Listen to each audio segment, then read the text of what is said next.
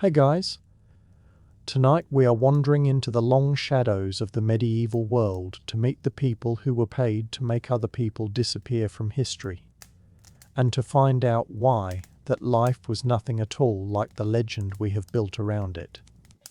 If you enjoy these slow wanders through the past, a like or a subscribe does quietly help the channel along, though only if this is genuinely something you are glad to have stumbled across. And if the thought happens to cross your mind, leave a note in the comments telling me which corner of the world you are listening from and what the clock happens to say where you are. Nobody in the Middle Ages ever woke to a grey morning, looked out at the frost lying white on the thatch, and decided that what they truly wanted from life was to slip into a great hall on behalf of a stranger for a handful of silver and the privilege of hiding in a hayloft for 3 days. It is always a lovely thing to watch that map fill in, hour by hour, country by country, while the rest of the world carries on without us. So, let us begin with the truth, which is far stranger and rather sadder than the legend. Afterwards, it was not a career. There was no guild for it, no apprenticeship, no proud father telling the neighbours what his son had grown up to become. It was, more often than not, simply the last stop on a very long line of things going wrong. The people who ended up doing this work were rarely mysterious, and that is the first thing the stories get backwards. They were not raised in hidden mountain monasteries by silent masters. They were the ones society had already misplaced. Peasants who had lost their strip of land in a bad year and had nothing left to trade but themselves. Soldiers who had come home from somebody else's war with a limp and a grudge, and no place that would take them back. Drifters who lived so far outside the parish records that they could pass through a market town on a Tuesday and be entirely absent from anybody's memory by Thursday. That anonymity was not a skill anyone had cultivated. It was simply the shape of a life that had already come apart. And here is the neat, unromantic division that ran straight through the whole business. If you had anything at all, you did not do this work. You paid for it. If you owned a title, or a stretch of land, or even a single stubborn goat and a name people recognized at the mill, you sat on the other side of the table entirely. You were the one with a grievance and a purse. The person actually walking into the danger was the one with nothing at their back, no family who would come looking, no lord who would ask questions, no record anywhere that they had ever existed. That absence was, unkindly, the qualification. So the arrangement, when it came, tended to arrive in much the same way each time. A back room somewhere. A candle burning low enough that faces stayed soft and unmemorable. A purse pushed slowly across a scarred table, and a name spoken quietly enough that it would be very hard afterwards to prove anyone had said it at all. And the name was never a comfortable one. Nobody parted with good silver to have a village turnip farmer troubled. The names that got whispered belonged to people who mattered. A baron who had leaned too hard on the wrong rival, a churchman whose accounts had grown suspiciously fat, a councillor whose vote was inconveniently firm. These were people with retainers, with walls, with a whole household that watched the road. The money looked wonderful, spread out on the table. The task behind it was quietly appalling. But by the time a person was sitting in that room at all, they had usually run out of alternatives, and the arithmetic of desperation is a very persuasive kind of arithmetic. There were no compensations either. No pension, no reputation, no evening at the end of it all, when you could walk home and talk plainly about your day. You could not join the confraternity of your craft and process through the streets on the Saints' Day alongside the bakers and the coopers, each with their banner and their candles. You stayed quiet, you moved often, and you never, under any circumstances, explained yourself over a cup of ale. There was always a cover story, and it was always thin. A peddler, a carter, a man who mended pots. It only had to hold for the length of one conversation with a curious innkeeper, and it very often did not. So, no, nobody dreamed of this. People arrived at it the way people arrive at most desperate things, one closed door at a time, until they were standing in a doorway they had never meant to enter. They were not the hero of the tale. They were not even quite the villain, because villains at least get named. They were the footnote that made everyone in the room a little uneasy, and they very rarely lived long enough to spend the coin. Which brings us to the first myth worth taking gently apart, because it is such a beautiful myth, and it is so completely untrue. There was no school. There was no candlelit hall where a wise old master corrected your footwork while a flute played somewhere out in the courtyard. There was no graduation, no moment when somebody older and calmer told you that you were ready at last. Whatever you learned in this line of work, you learned by surviving the first attempt, and then the second, and then by not making the same mistake a third time. The curriculum was consequence. Most of these people were not professionals in any sense we would recognize. They were frightened amateurs with a decent memory for streets and the ability to cross a courtyard without knocking anything over. And the difficult part was never really the deed itself. The difficult part was everything that came after, getting out of a walled compound in the dark, past dogs and watchmen and a gate that had been shut at dusk, and then getting far enough away by dawn that nobody could put a face to a description. That took either genuine craft or extraordinary luck, and it was very often luck. And there were no manuals to help. Anything you knew, you had learned by getting it wrong somewhere you had only just escaped from. Poison, which the stories adore, was in reality a lottery. Such knowledge as existed was folk knowledge, half inherited and half invented, passed between hedge healers and midwives and market women who mostly used it to help people rather than harm them. The preparations were inconsistent, the strengths unknowable, the effects wildly unreliable. Now and then, a scheme worked exactly as intended. Far more often, it simply made a household suspicious, a physician alert, and a nobleman a great deal more careful about who came near his table for the rest of his life. There was nobody to ask, no authority to consult, no way to check anything against anything. There was guesswork, hearsay and hope has a poor record in these matters. Occasionally, if fortune had been strange and generous, someone did pick up a few things from other people who lived outside the law. An old thief might show a younger one how to cross a cobbled yard without the sound carrying. A mercenary might explain what a watch rotation looks like from the inside, and where the gaps always fall and why the hour before dawn is the one that catches everybody out.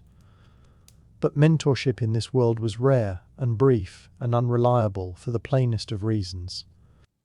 People in this trade did not grow old and retire to a cottage with stories to tell by the fire. They simply stopped appearing. As for equipment, the fantasy versions are lovely, and the reality was pitiful.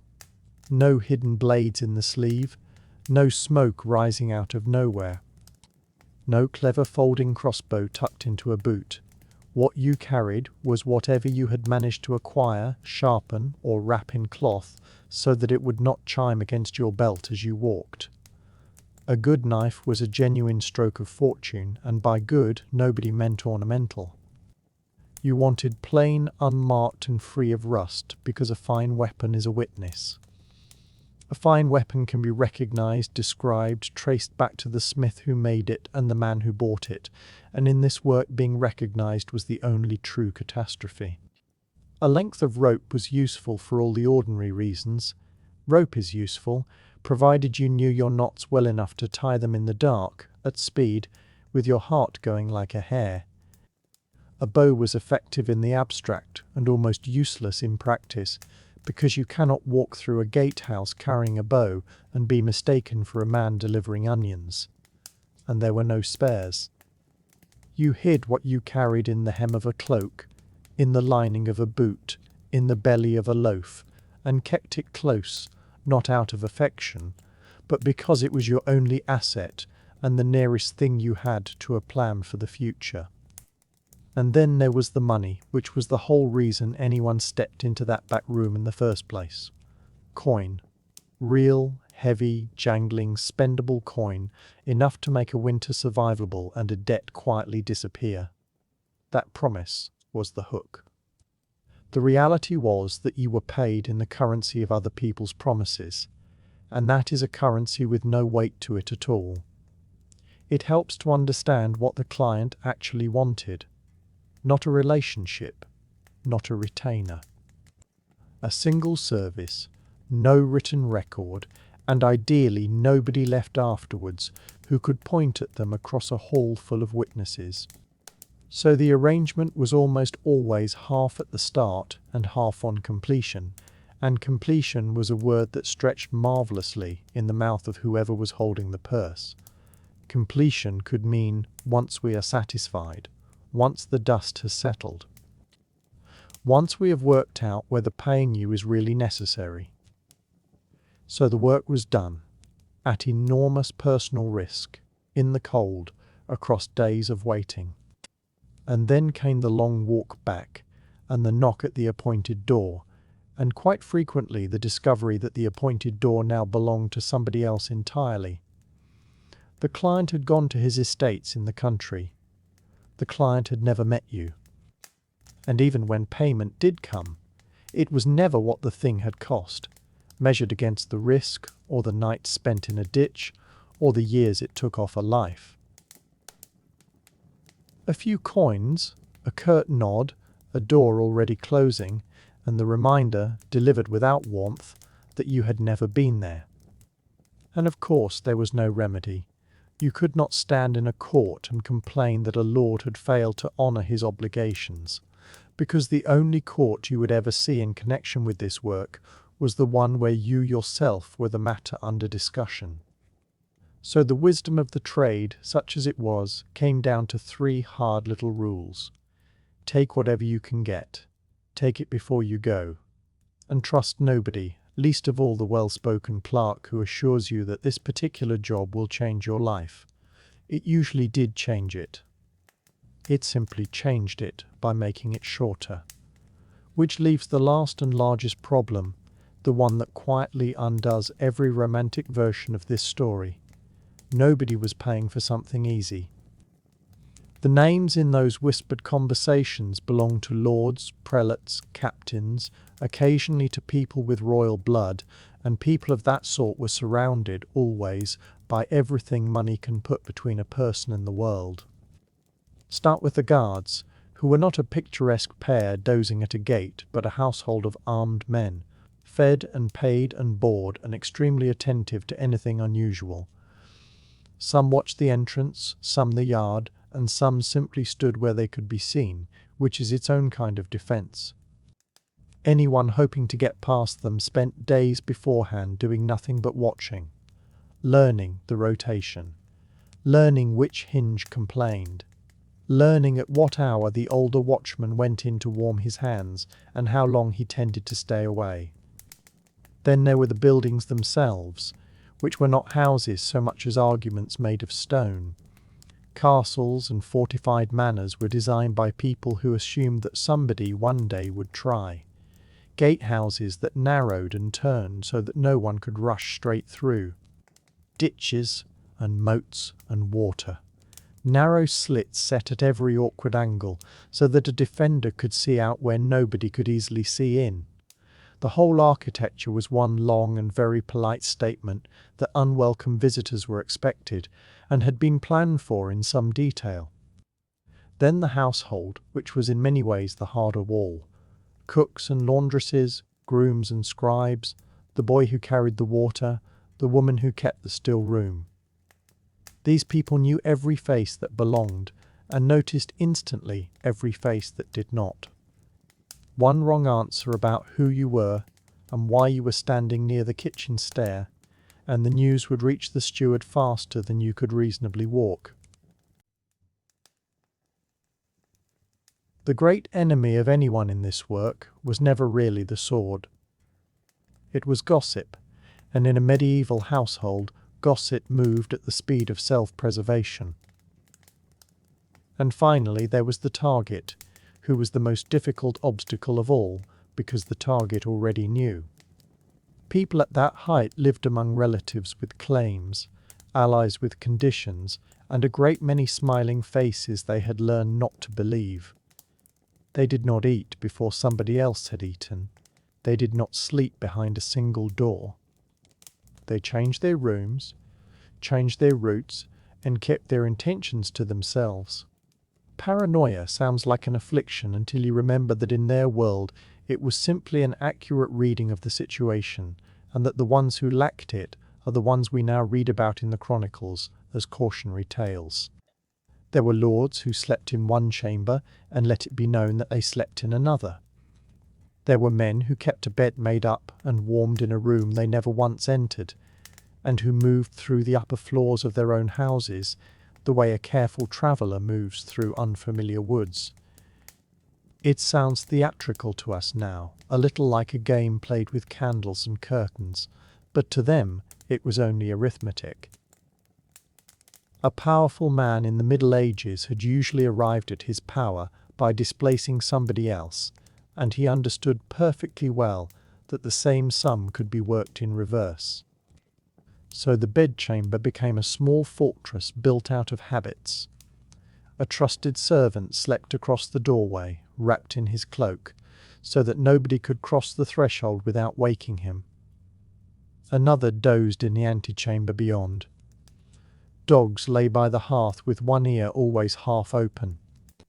The keys to the outer doors were carried by a man whose entire standing in the household rested on never losing them, and who slept, we may safely assume, rather badly. All of which made a great feast look, to an outsider, like an invitation. Everyone drinking. Everyone laughing. The wine loosened the guest of honour, certainly, and it loosened everybody else in precisely the same measure, including the man who was supposed to be watching him, and the 50 other people packed shoulder to shoulder along the trestle tables, each of them holding a cup, each of them looking. The hall lit and loud and swimming in noise. Surely that was the moment. But anyone who thought so had never actually stood in a medieval hall on a feast night, in the restless way of crowds at everybody else. The air would be thick with smoke from the fire and from the rushlights, and thick too with the smell of roasted meat and spilled ale and wet wool. Dogs moved under the tables hunting for scraps, and would set up a racket at any stranger who did not smell of the house. The entertainers watched the room professionally, because a harper who could not tell when a table was about to turn sour did not stay employed for long. A hall at a feast was not a place where a stranger disappeared. It was a place where a stranger was the single most interesting thing present. So the work, if such work was attempted at all, was slow. It might take weeks simply to be near enough for the question to arise. A man might take service in the stables and spend a month forking straw, learning which gate was left unbarred at dusk, which of the grooms could be persuaded to talk, and how long it took the household to settle once the last of the candles had gone out. He might pay a chambermaid for nothing more than gossip, which cost her very little and told him a great deal. What seems certain is that the moment itself, when and if it came, was very brief, and that there was no second attempt. The whole enterprise had to pass in near silence, and end with an empty corridor, and nobody able to say who had been there. If it did not, the consequences arrived quickly, and they arrived in public. Medieval justice was fond of making its lessons visible. A failed attempt upon a great man ended at the gate of the town with a crowd looking on, and the point of it was never really the person being punished. The point was the crowd. And here we should quietly retire one of the most persistent pictures in all of popular history. the hooded figure in fitted black, the soft boots, the buckled leather, the cloak stirring in the moonlight. It is a wonderful image, and it belongs entirely to us. A man in this line of work in the 14th century looked, at best, like a slightly unwell shepherd who had come a long way on foot. There was only whatever could be scavenged, borrowed, or bought cheaply at the ragged edge of a market. Peasant clothes gone shapeless with wear, a friar's habit 2 sizes too large, the cast-off coat of a household servant that still carried the shape and the smell of the man who had worn it. There was no wardrobe to draw upon. Before. The aim was not to look mysterious. The aim was to look like nothing at all.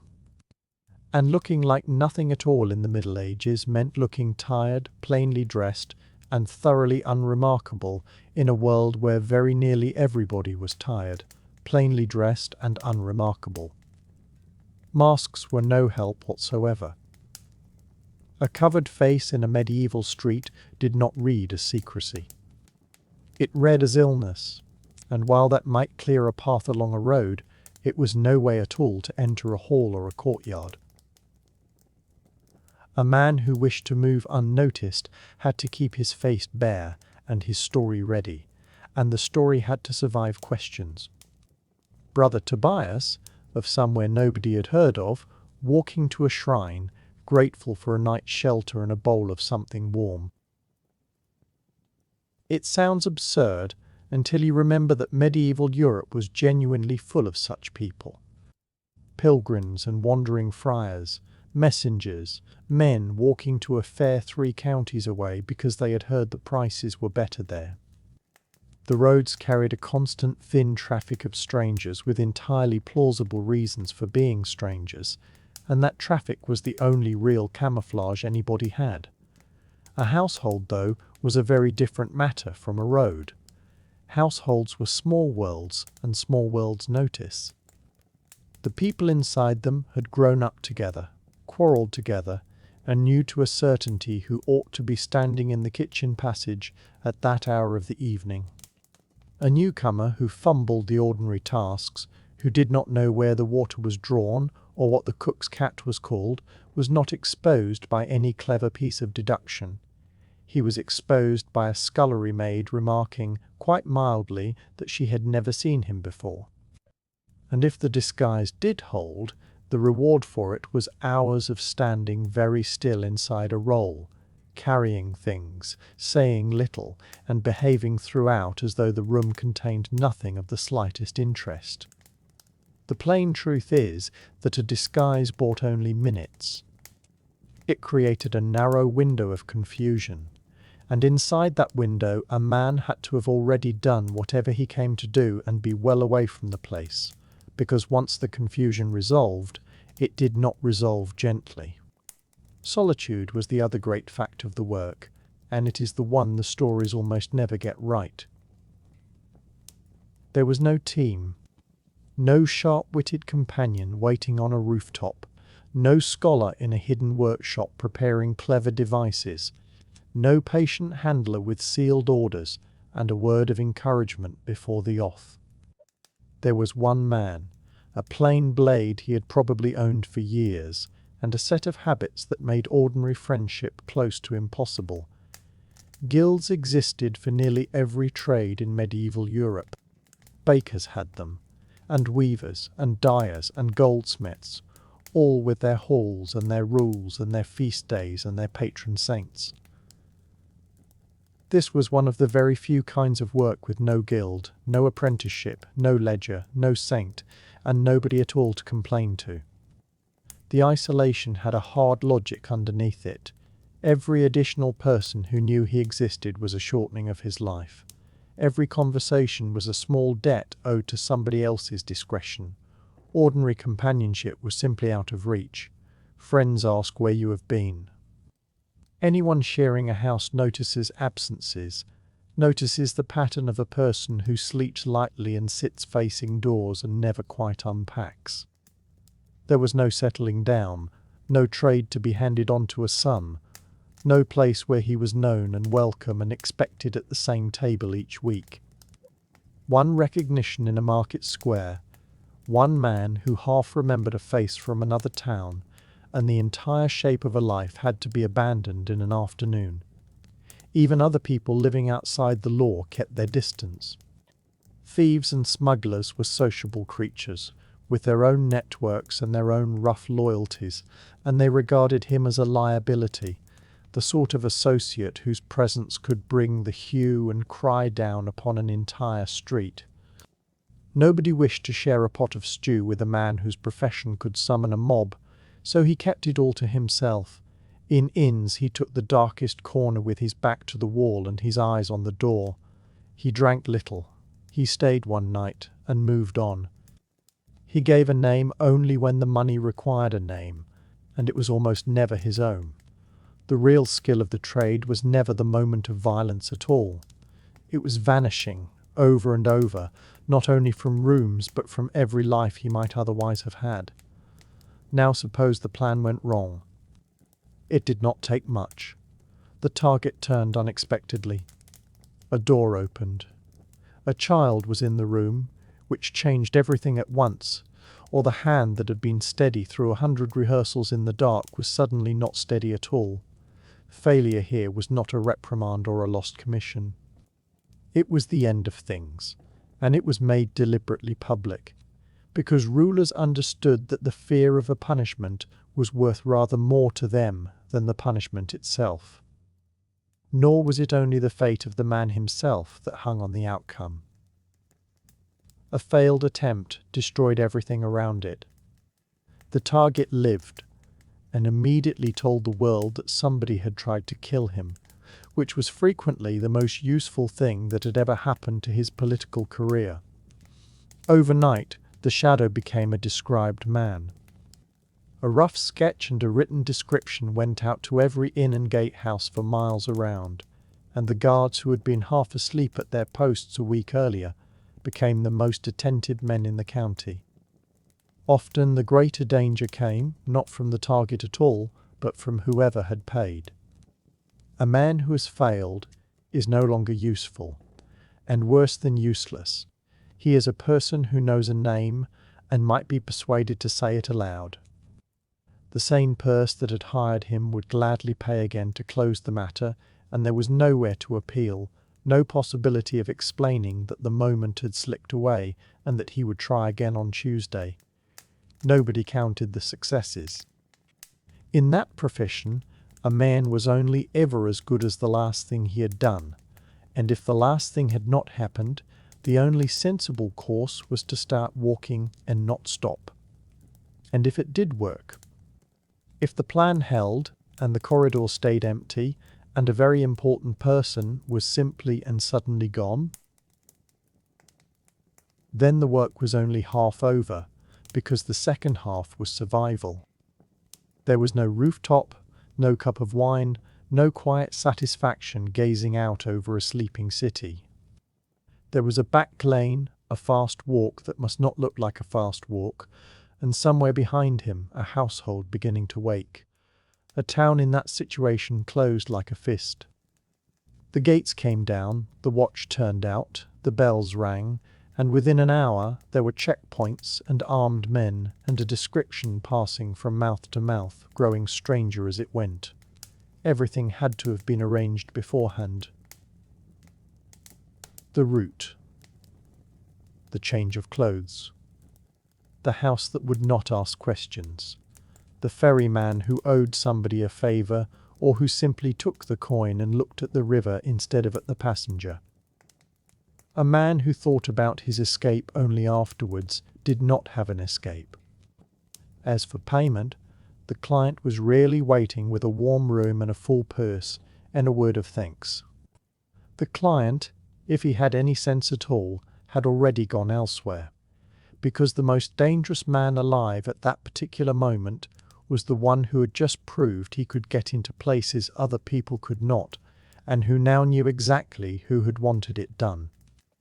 So even success arrived carrying its own shadow, coin in one hand, and in the other the certain knowledge of being hunted by both sides at once. The prize for all of it was a fortnight of sleeping in haylofts, of shaving a beard by feel in the dark, of falling in with travellers heading east and answering to some borrowed name until the road forked. Success did not mean safety. It meant beginning the entire game again in an unfamiliar town, under a new name, with rather more people looking for him than before. There was one further burden, and it was stranger than all the rest. In the medieval imagination, such a man was not merely a criminal, he was very nearly a supernatural thing. To an ordinary villager, somebody who could pass locked gates and vanish into the dark was not demonstrating patience and bribery and a good memory for doors. He was demonstrating something unnatural.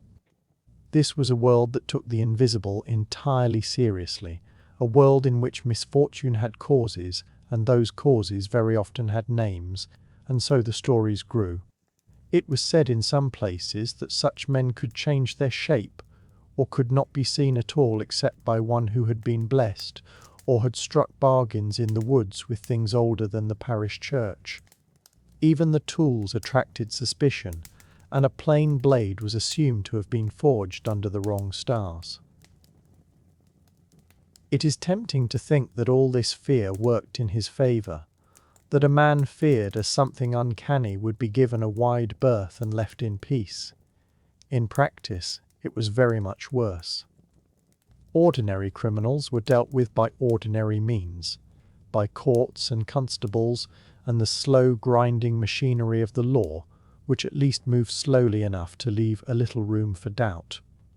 A figure suspected of something darker did not get that. Frightened crowds do not deliberate, and they do not send for the sheriff and wait for the assizes.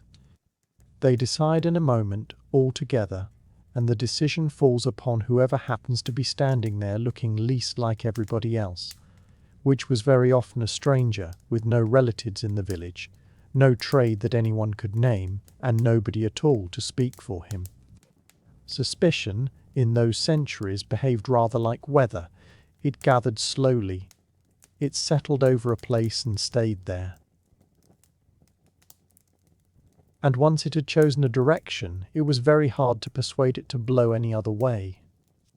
A village that had grown uneasy about a stranger rarely walked up and asked him his business. It watched instead.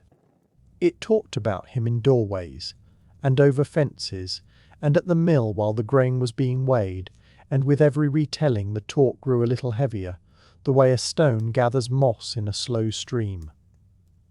And then, sooner or later, someone decided that watching was no longer enough. This is the part of the story the old ballads leave out. A man in the quiet trade did not only have to think about guards and bolted doors, and the household of whatever great lord he had been sent to trouble. He had to think about ordinary people, farmers, bakers, the woman who kept the alehouse. None of them were soldiers, and none of them had been trained to fight, but they were many, and they lived in a world where misfortune always had to belong to somebody. When a healthy man died without warning, when a child sickened in the night, when a horse went lame or a well turned sour, the mind reached for an explanation, and the explanation it reached for was very often a face, usually an unfamiliar one. So the stranger who lingered too long became the answer to a question nobody had quite finished asking. He had been seen near the barn. He carried odd things in his bag, a bundle of dried leaves perhaps, or coins minted somewhere far away, or he had a way of speaking that did not quite belong to the valley. Any one of those small oddities could tip a village from murmuring into movement, and a village in motion was a frightening thing, not because it was skilled, but because it was certain. Certainty, in a frightened crowd, does not stop to examine its own reasoning, which meant that survival in that profession had very little to do with weapons. It had almost everything to do with departure. A week in one place, perhaps two. a name that was not your own, and a trade that was easy to believe, a tinker, a pilgrim, a man walking to a distant shrine to pray for a dead brother. Pleasant, but not memorable. You bought your bread and paid what was asked without haggling. You did not argue. You did not win at dice, because a winner is remembered, and a man who loses a little is forgotten by morning. And you were gone before anyone had time to wonder how you actually filled your days. Then you did it again in the next town, and the next, until the road itself became the only home you had. There is a particular loneliness in that, a slow wearing down that has nothing to do with danger and everything to do with never being known by anybody at all. Most men in that life were not undone by their enemies. They were undone by tiredness. Now, there is one method the storytellers have always loved above every other, and it deserves a gentler and more honest look, because the legend and the reality sit very far apart.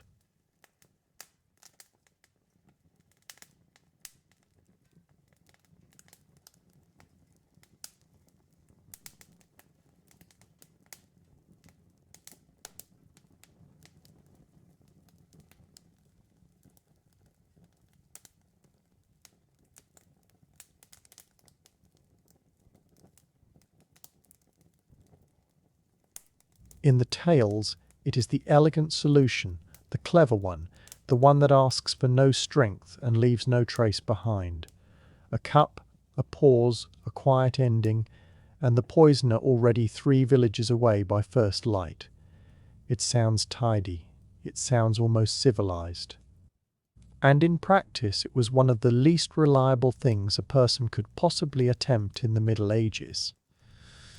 Begin with the substances themselves.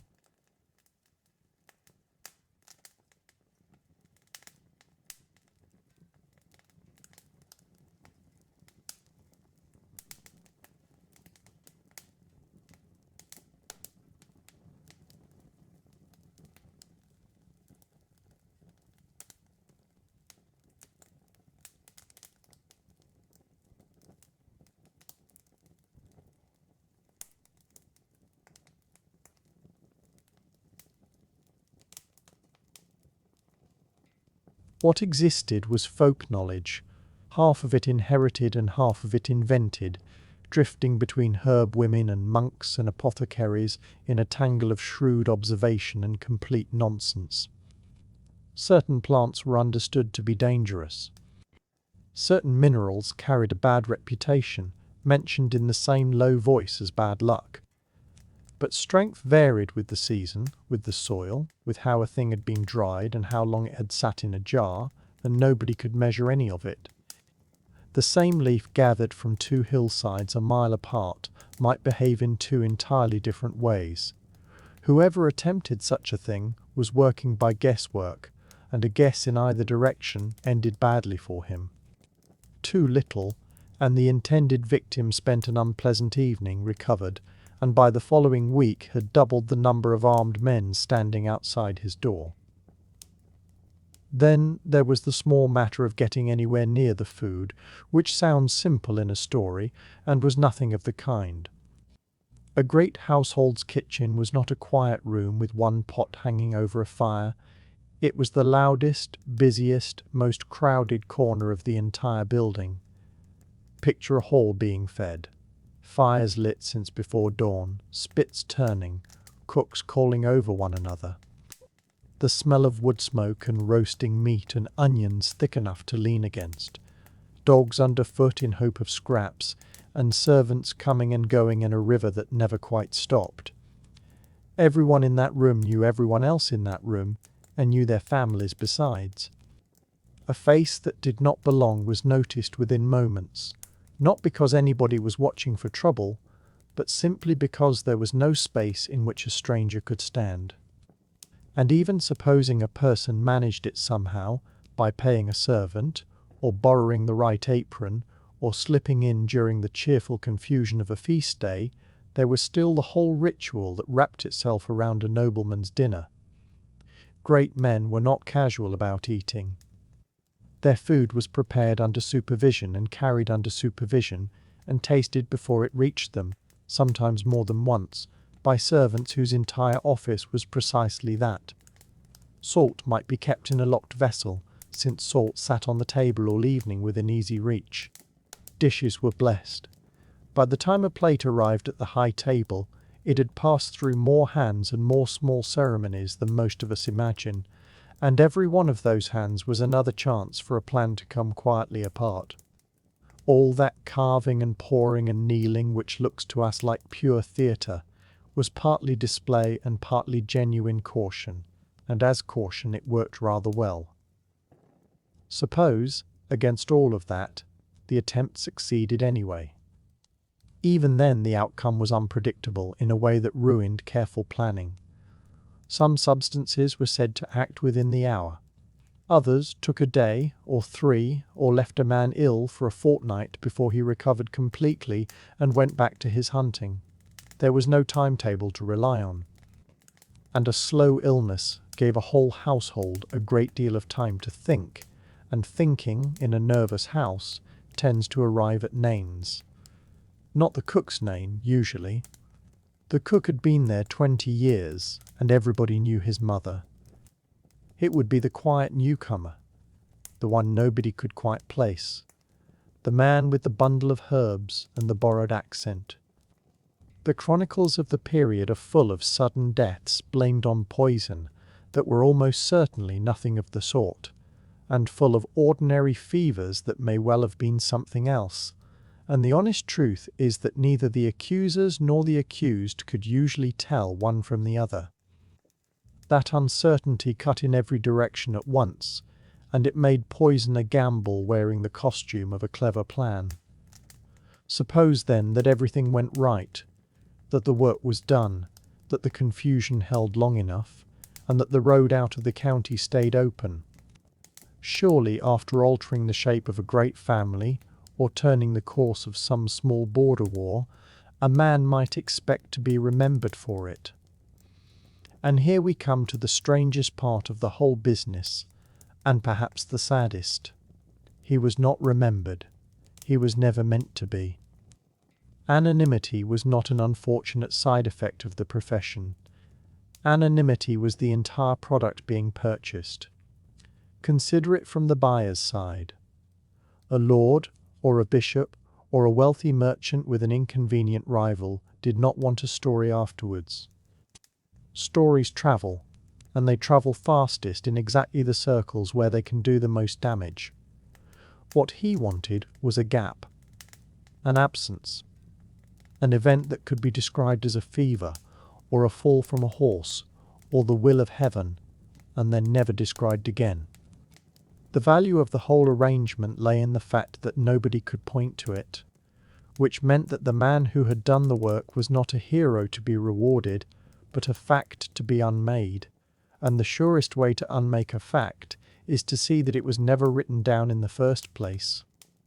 So there were no records, no signatures, no boasts, no tokens kept in a chest against a rainy year. The names that survive to us from that world tend to be the names of the failures, the ones who were caught and questioned and folded into the official account precisely because the plot had collapsed. The successes are silent by definition. Scattered through the chronicles of medieval Europe, there are dozens of tidy sentences, saying only that such a lord died suddenly at his manor in the autumn, and some unknowable fraction of them may conceal something else entirely, and we will simply never know which ones. That is not a gap in the evidence. That is the evidence working exactly as it was intended to. There was no honour in it either, not of the kind the age otherwise adored. This was a world that loved a monument. Knights had their effigies carved in cold stone, hands folded in prayer, a faithful hound curled at their feet.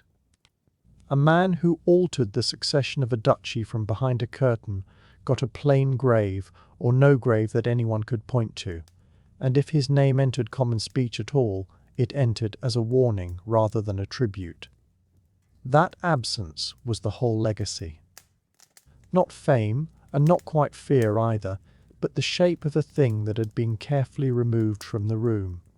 And then, past all of that, there was the client. This is where the arrangement turned genuinely bleak, and it is worth saying plainly, because the storytellers so often make it sound like a partnership between equals. It was not. The moment the work was finished, the man who had done it stopped being useful and started being a difficulty. He knew who had wanted what and why and how much had changed hands for it. He was, in the most literal sense, the only remaining piece of evidence, and unlike a letter or a purse of coin, he could walk about and talk. Some clients simply vanished. The meetings had never happened. The man had never been seen in that house, and any accusation could be met with a bewildered expression and a great many witnesses of good family who would swear to it. Others paid what was owed and then made sure the payment was the last transaction of any kind between them. Even in the rare case where a client behaved decently, paid what was agreed, and let the man walk away into the world, there was no way to be certain of it. And the not being certain was its own kind of sentence. You never knew whether you had been forgiven or merely postponed. Which raises the last question, the one the legends never bother with at all. What became of such a man if he lived? What did the end of that career actually look like? There was no end, is the honest answer. There was no pension, no cottage by the sea, no long evening beside the fire telling carefully edited stories to grandchildren. There was only the slow business of disappearing, and it had to be done well, and it had to be done for good. A new name in a new region, far enough that no traveller would recognize the accent. A limp acquired on purpose, perhaps, because a man with a limp is remembered as a man with a limp and nothing else besides. A modest trade that explained his presence without inviting questions. Mending pots. Minding somebody else's sheep on somebody else's hill. And a face that gave nothing at all away in a crowd. Underneath it, a habit of watchfulness that never quite switched off. Sitting where the door could be seen. Waking at the sound of hooves on the road at an odd hour. Keeping coins buried rather than spent, because spent coins raise questions and buried coins raise none. Growing old among neighbours who believed they knew him and did not, exchanging pleasantries across 30 years with people he could never once tell the truth. Loneliness of that depth is difficult to picture from the outside.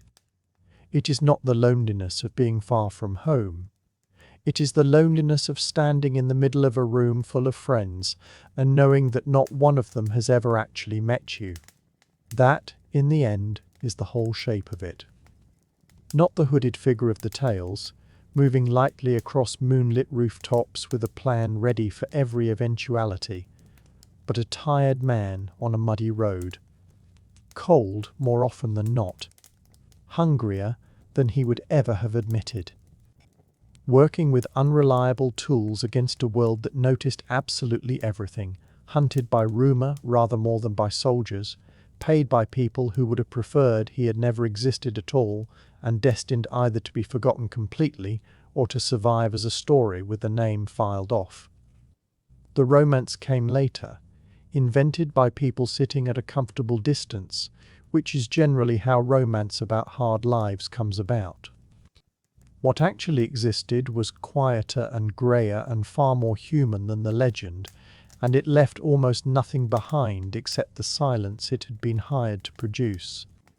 And supposing the impossible had happened, supposing the thing was done and the room behind you had gone quiet, there would still be the small matter of leaving. Escape is the part the stories always skip, because escape is not dramatic. It is mostly running, and running badly. A medieval town was not built for a fast exit. The streets were narrow and crooked, laid out by centuries of habit rather than by any planner, and they bent back on themselves in ways that made sense only to the people who had lived there since birth. Where there was paving it was worn into hollows that filled with rainwater, and elsewhere the way was simply earth, churned into a thick, grabbing mud that could pull a shoe clean off a foot. And there were animals everywhere, pigs rooting along the gutters, dogs asleep across doorways. A town at dusk was a maze with opinions. So you run, and you do not know the ground. The locals do. That is the whole difference, and it is enough. A man who has walked the same lane every day since he was a boy can move along it in near darkness, knowing without looking which corner opens and which one only pretends to. You cannot. You take the turning that ends in a blank wall and a woodpile.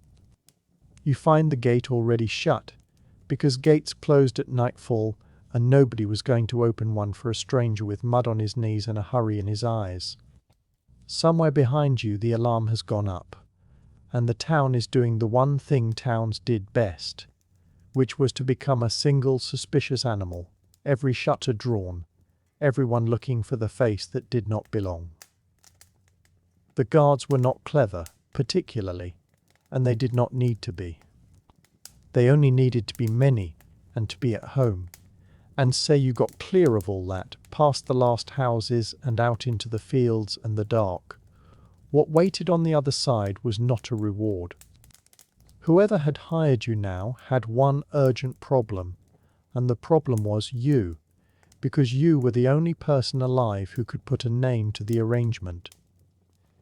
Payment, if it came at all, tended to be smaller than promised, and handed over by someone who did not meet your eyes. And the rest of your life would be spent thinning yourself out of the world. No home village to return to, because your face was known there, and faces were the only records most places kept. No friends, because friends asked questions, and questions were how men like you were found. The best possible ending was to grow old under an invented name in some small place at the edge of the map, where nobody had ever heard of the city where the thing happened. That is the honest shape of it. The assassin's life offered a kind of power with no peace attached to it, and a purpose that came with nowhere to belong. You did not make history. You spent your life quietly removing yourself from it, until the silence you left behind was so complete that nobody thought to ask what had gone missing. And with that, we leave the shadows of the medieval street and travel back a very long way, and a long way east as well, to a court where the ambitions were just as sharp, but were carried out in daylight, in marble halls, by a woman whose name has never quite stopped being argued about. Long before she was the feared queen of Macedon, she was called Myrtale, and she was a princess of the Molossians, a people of Epirus, in the rugged highland country on the western edge of the Greek world. It was a landscape of oak forests and river gorges and long cold winters, of shepherds moving flocks between summer and winter pasture. The Molossian royal house claimed Achilles himself as an ancestor, which was the sort of claim that could not be checked and did not need to be. It told everyone who mattered that this family belonged to the old stories. Whether or not the blood of heroes truly ran in her, she was not raised to sit at the edge of events and watch other people shape them. Her childhood was steeped in ritual. Epirus was old country, close to Dodona, where an ancient oracle was said to speak through the rustling of a sacred oak, and where priests and priestesses listened to leaves the way other people read letters. Prophecy in that world was not entertainment, it was closer to infrastructure. And Myrtale was drawn to the deeper end of it, to the rites of Dionysus, the god of wine and release and dissolving boundaries, whose worship in the northern hills involved women dancing by torchlight, moving in procession under the moon, entering states in which the ordinary world thinned. She did not simply attend the rites. By every account that survives, she inhabited them. The ancient writers, most of them men, most of them working generations after her death, tell us that she kept tame serpents and that she was seen with them coiled about her arms. One story even claims a serpent was found stretched beside her as she slept, and that her husband, seeing it, drew back and was never quite easy with her again. Whether any of this was true, or whether it was the sort of rumour that has always attached itself to powerful women, we cannot say.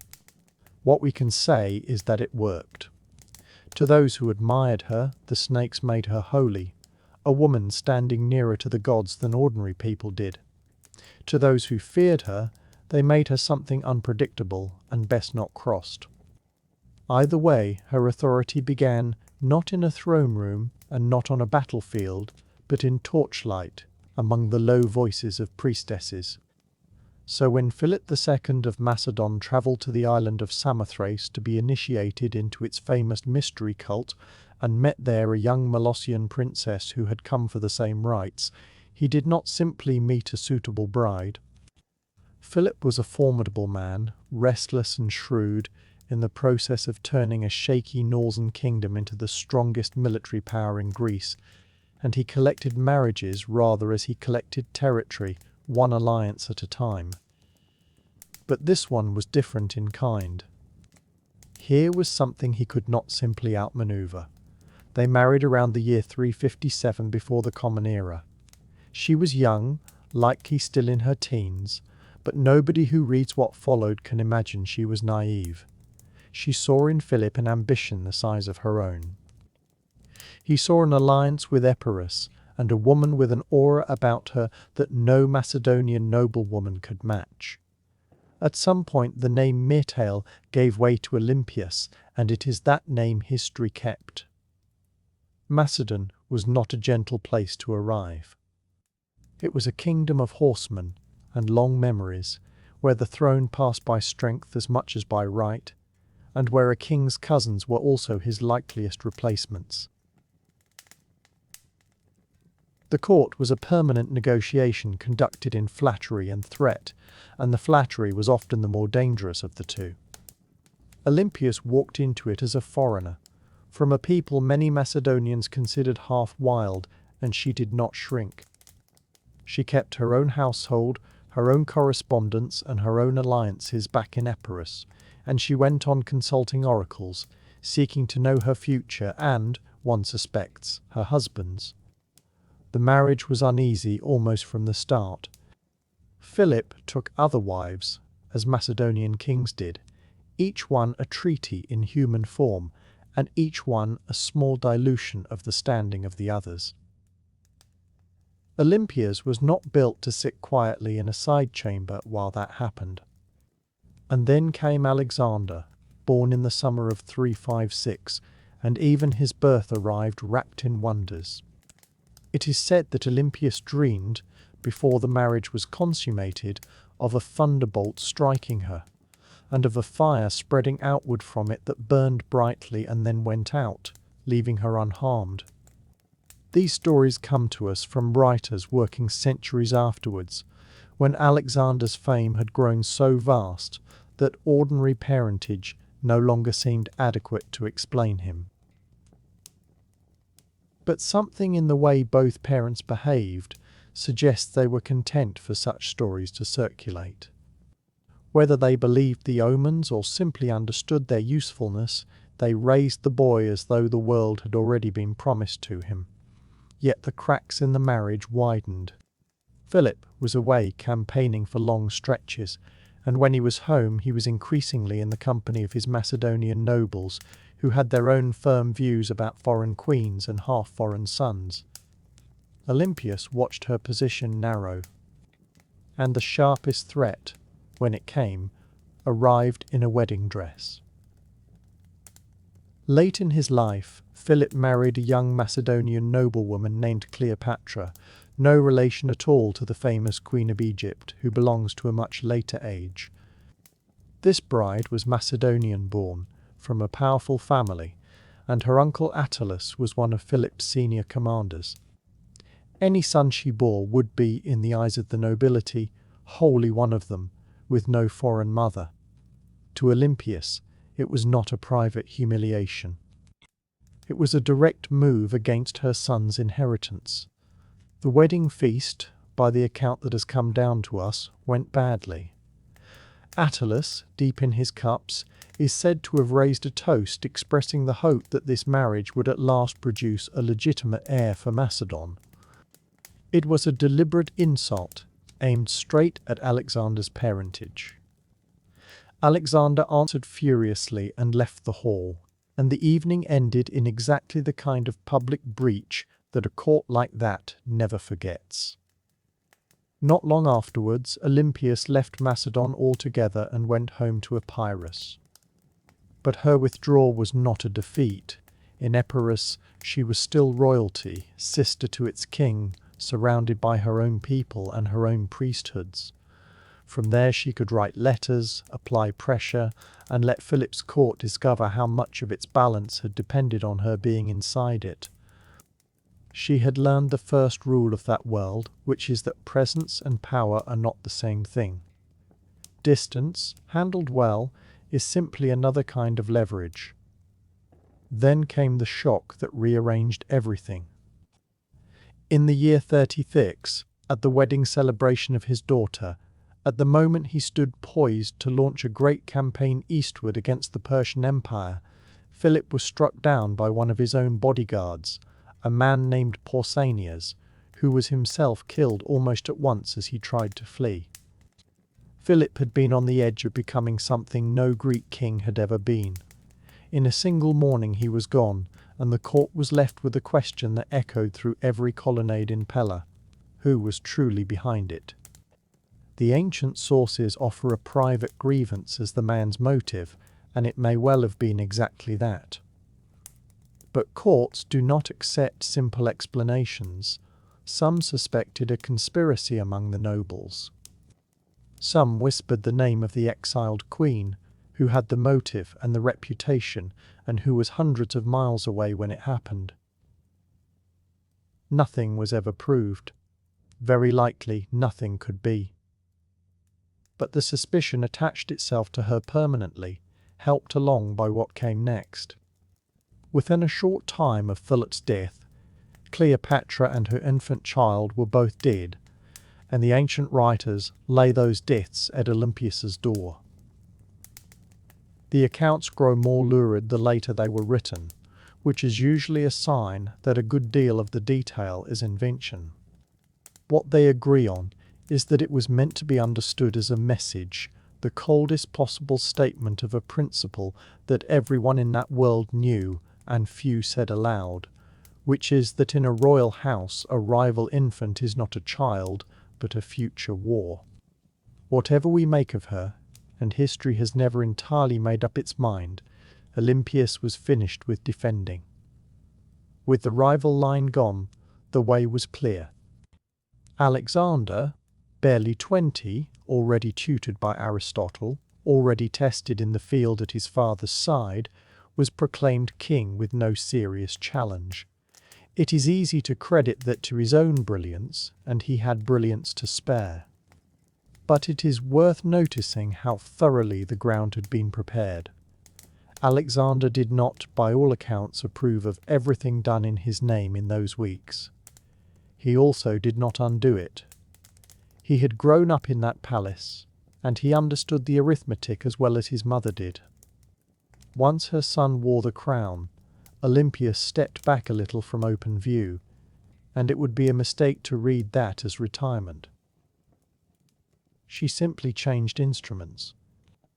As Alexander gathered his army for the invasion of Persia, she stayed behind, not as an ornamental queen mother, but as the self-appointed guardian of his destiny. She sent him sacred objects, consulted oracles on his behalf, and performed rites in his name. To her, the campaign was not merely a war of conquest, it was a prophecy in the process of being fulfilled, and her son was not a general marching east, but a man walking a road the gods had already drawn. So while Alexander went out to remake the map of the world, his mother remained in Macedon, a queen without a throne and without any formal office at all, and ruled in everything but title. The regency had been entrusted to Antipater. a steady and conservative administrator with no patience for enthusiasm, and Olympias declined absolutely to be managed by him. The two settled into a long, grinding rivalry conducted largely by letter, each writing east to complain about the other, while Alexander, thousands of miles away and busy with empires, read both. Her own letters to her son were not the fond, weightless notes of a doting mother. They were political briefings. Who was gathering support? Who had grown too comfortable? Which loyalties had begun to soften? It is said that he once remarked, after reading a long complaint from Antipater, that his mother charged a high rent for the 9 months she had carried him, and that a single tear of hers could wash away 10,000 such letters. Whether he ever said it or not, the story has the right shape. He did not always do as she asked. He never stopped listening. She asked questions about the men who rode closest to him, wondering aloud in her letters whether their loyalty was really worth the price he was paying for it.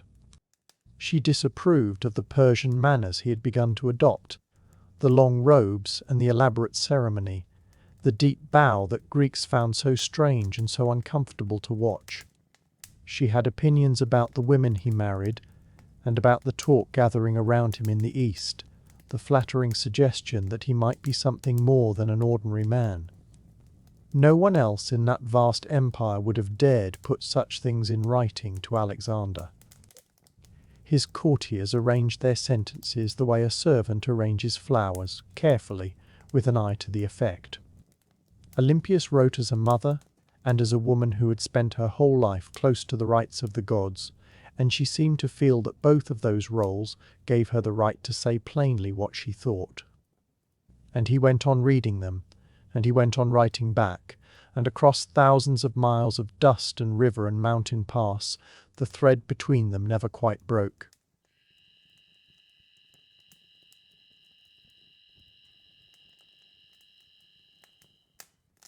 Back in Macedon, that same thread felt to one particular man like a rope slowly tightening.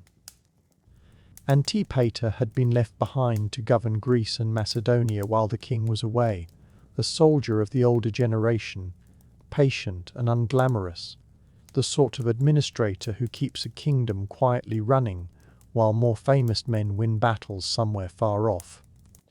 He was, by every account that has come down to us, thoroughly tired of Olympias. She contradicted him. She worked around him.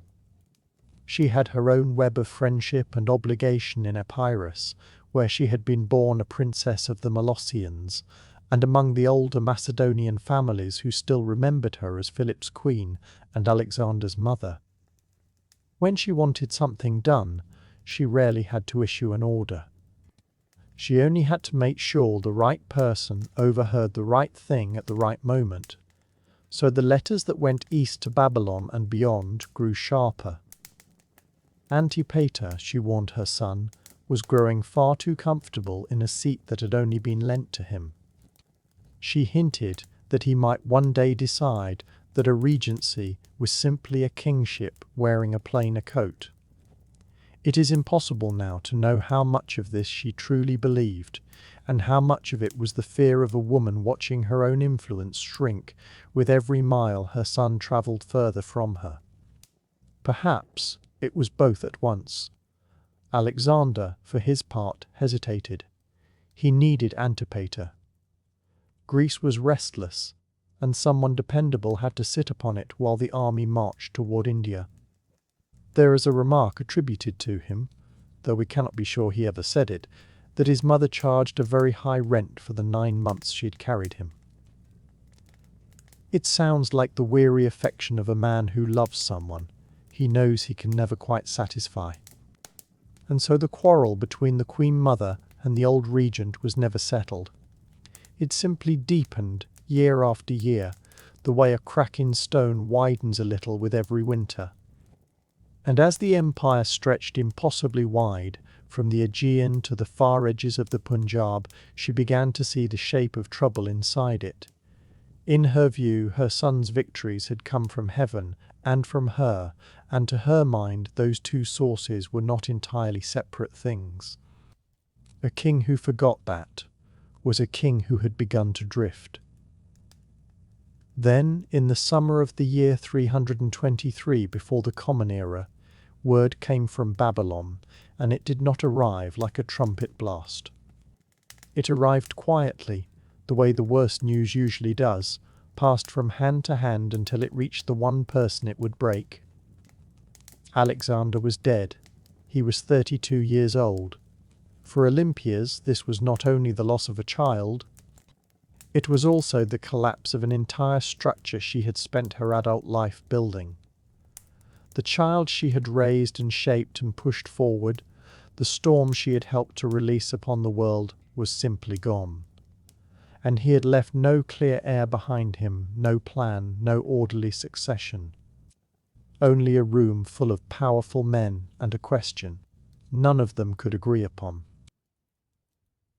What followed is one of the messiest and most quietly sorrowful chapters in all of ancient history. The men who had fought beside Alexander, the ones history now calls the successors, set about carving up the map, each of them claiming to serve the memory of the king while helping himself to a province. Antipater still held Macedon and Greece, and he had no warmth whatever for Olympias. Her daughter Cleopatra, Alexander's full sister, became almost overnight one of the most sought-after people alive, because whoever married her could argue that the royal blood of Macedon stood behind him. Olympias could read the situation as clearly as anyone. Civil war was not a risk to be avoided. It was a certainty to be survived. And she no longer had Alexander. What she had instead was what remained of him, a child born after his death, Alexander IV, whose mother was Roxana, the Bactrian noblewoman the king had married in the eastern mountains.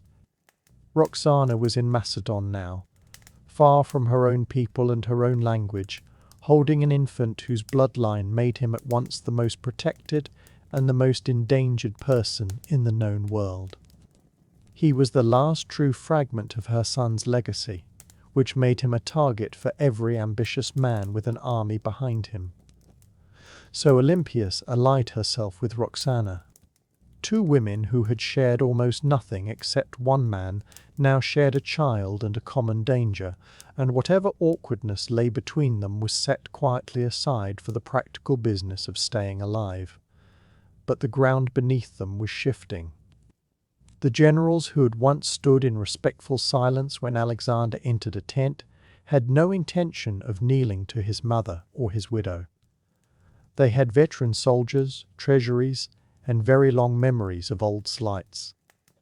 She watched Antipater grow old and die, and she watched his son Cassander step into his place, and she seems to have understood at once that this was a different sort of opponent.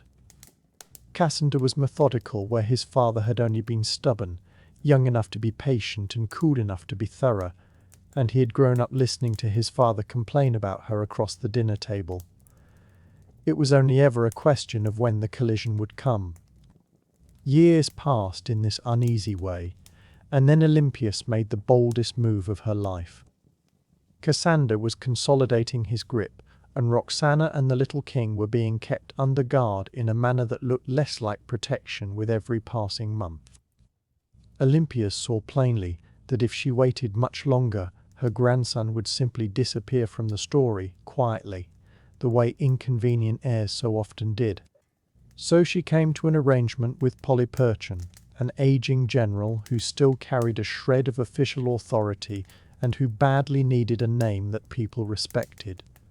She would return, not as a widow asking for shelter, but as the mother of Alexander coming home. She crossed the border at the head of an army, and something remarkable happened. Towns opened their gates to her. Soldiers who had been ordered to stop her set down their spears instead. Some of the men standing in her path had marched under Philip in their youth. Some had fathers or brothers who had died in Asia under her son. When they saw the old queen there in the road, The whole weight of the last 40 years seemed to arrive with her, and they could not bring themselves to raise a hand against it. She was somewhere past 60 by then, and she could still shake the ground simply by appearing on it. What she did with that moment is the hardest part of her story to defend. She had come back angry, and she took her revenge methodically, moving against Cassandra's supporters one household at a time. The most consequential of these was Philip III, called Aridaeus, Alexander's half-brother, a man who lived with some kind of impairment that made him unfit to govern, and who had been used as a convenient figurehead by whoever happened to hold him. The sources tell us that Olympias ordered his death, and that his young wife, Adia Eurydice, who had made a serious bid for power in her own right, did not survive what followed either. The ancient accounts differ over the details, as they so often do, and they were written down long afterwards by men with strong opinions about queens. What is not in dispute is that Olympias meant all of it as a statement. Only Alexander's line, she was saying, had any real right to Macedon. Everyone else was merely a borrower. The message travelled fast, and a great deal of Macedon recoiled from it. She had won the argument and lost the room. For one short season she held the kingdom in her hands. The dynasty was restored, at least on parchment. Her grandson had a throne to grow into. But power in Macedon behaved like fire in dry summer grass, and Cassandra was still alive, still counting, still waiting for precisely this. When he came back, he came with more men and deeper resources and a patience she could not outlast. Her support drained away. Her allies in Epirus wavered and then withdrew altogether. In the space of a single campaigning season, the woman who had been welcomed home almost like a returning goddess found herself retreating toward the coast with a shrinking circle of loyalists, a daughter-in-law, and a small boy. She ended up inside the fortress of Pydna on the Thermaic Gulf, with the sea on one side of her and Cassandra's army on the other.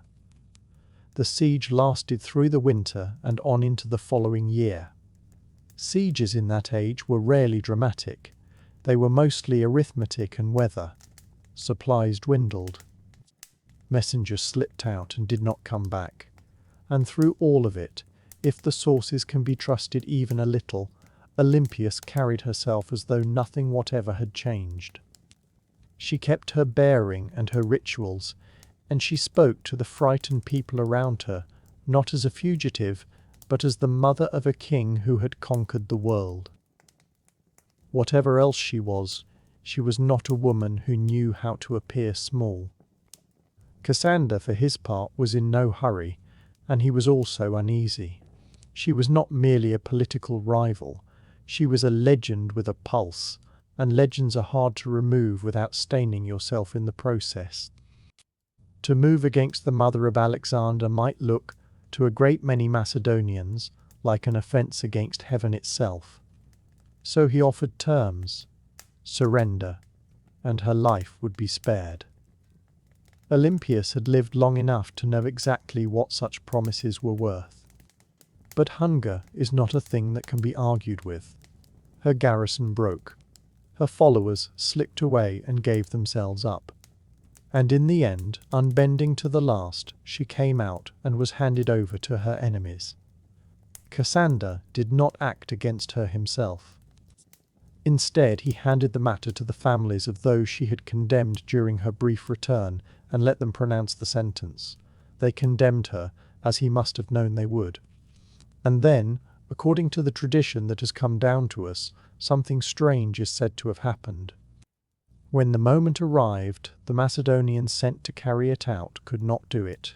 She stood before them without pleading, silent, entirely composed, looking at them the way a priestess looks through the smoke of an altar. These were men who had grown up on stories of her rites and her visions, and who had cheered her son through the streets as something close to a god. Now, here was a frail old woman wrapped in all of that history, and not one of them would step forward. Cassandra is said to have found others, men from elsewhere, with no memory of what she had been and no reason to hesitate. And so it was done, quietly, without ceremony, in about the year 316 before the Common Era. Her death effectively ended any real future for Alexander's bloodline. The child she had tried so hard to shield did not outlive his usefulness by many years, and with him the last ember of that extraordinary, unstable, divinely advertised empire went dark. The successors carried on carving, and their kingdoms became the world we now call Hellenistic, with coinage bearing Alexander's profile long after everyone who had known him was gone. And yet Olympias herself did not vanish. She died in the dust rather than on a throne, abandoned by the country she had briefly ruled, and history, which is strange about these things, decided to remember her anyway.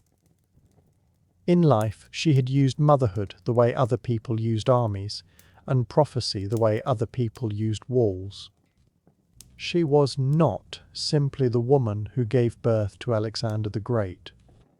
She was one of the builders of him, of the story that he was more than mortal, of the rites and portents that surrounded his childhood, of the careful clearing of the ground that allowed a teenager to step onto a throne with nobody standing in his way. She never led a cavalry charge. Her ground was quieter and colder than that. The marriage negotiation, the whispered accusation, the shrine, the oracle, the letter that arrived at exactly the wrong moment for someone else. She understood fear, as many rulers do. More unusually, she understood belief, and she persuaded an entire world that her son was touched by the divine, and it is genuinely difficult to say where the calculation ended and the conviction began. She stayed in the background of her son's legend like a shadow that would not lie flat, always just behind the curtain, always somewhere in the room. And perhaps that is exactly where she meant to be. And so she leaves the record, not as a grieving mother, and not as a line of small print set beneath the name of her famous son, but as a life that stands entirely on its own. A woman who, if the old stories are to be believed, kept serpents near her in the torchlit rites of her homeland, and who lived long enough to watch the gods of her own generation soften into memory. The bones of Olympias returned to the soil of Macedon long ago, and no one now can say where they lie, yet something of her lingers all the same. She surfaces again in every tale of a queen who refused to be quiet, in every empire that built its legitimacy out of myth as much as out of stone. She is still there, somewhere in the dark of the imagination, patient, unhurried, waiting for the next telling. Let us leave her there and travel south and much further back in time. There is an island in the eastern Mediterranean where the light seems to fall differently. Crete, bleached pale by centuries of sun, ringed by sea the colour of dark glass, its hills rough with thyme and wild olive.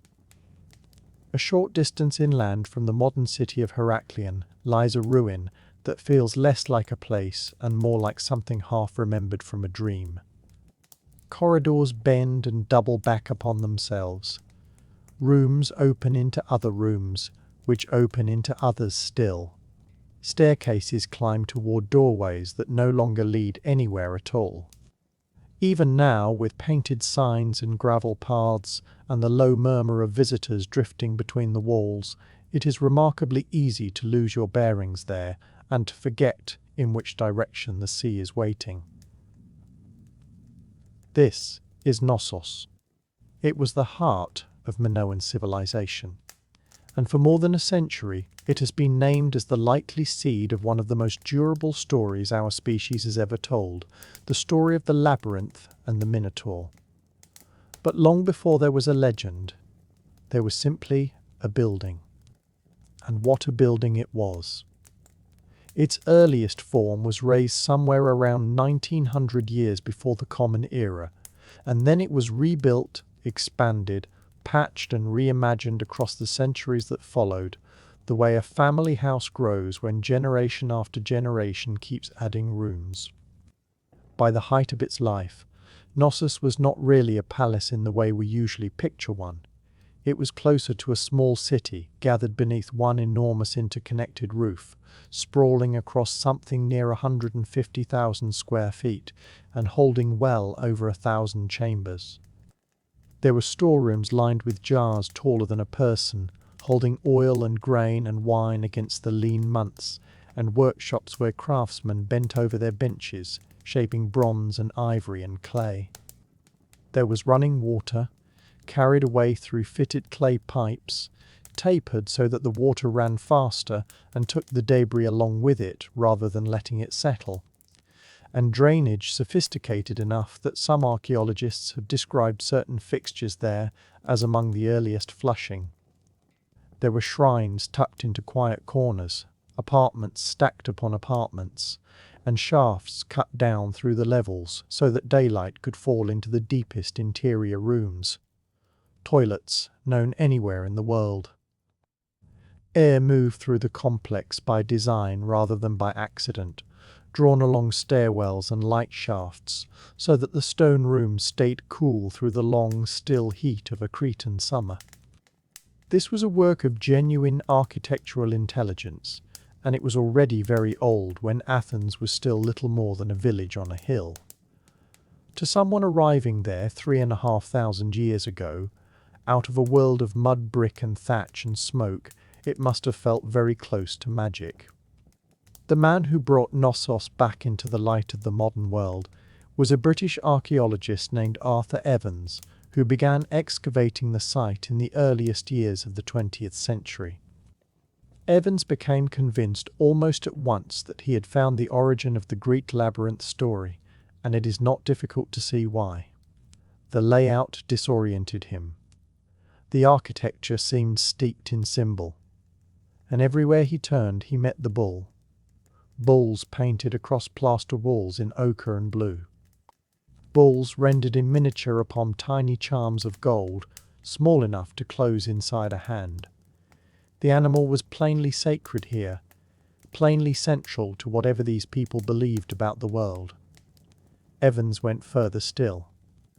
He gave the whole civilization a name borrowed from myth, calling it Minoan after King Minos, the legendary ruler of Crete. It was a poetic choice rather than a strictly scientific one, and it stuck so thoroughly that we use it to this day. Whether a real king named Minos ever drew breath, we simply cannot answer.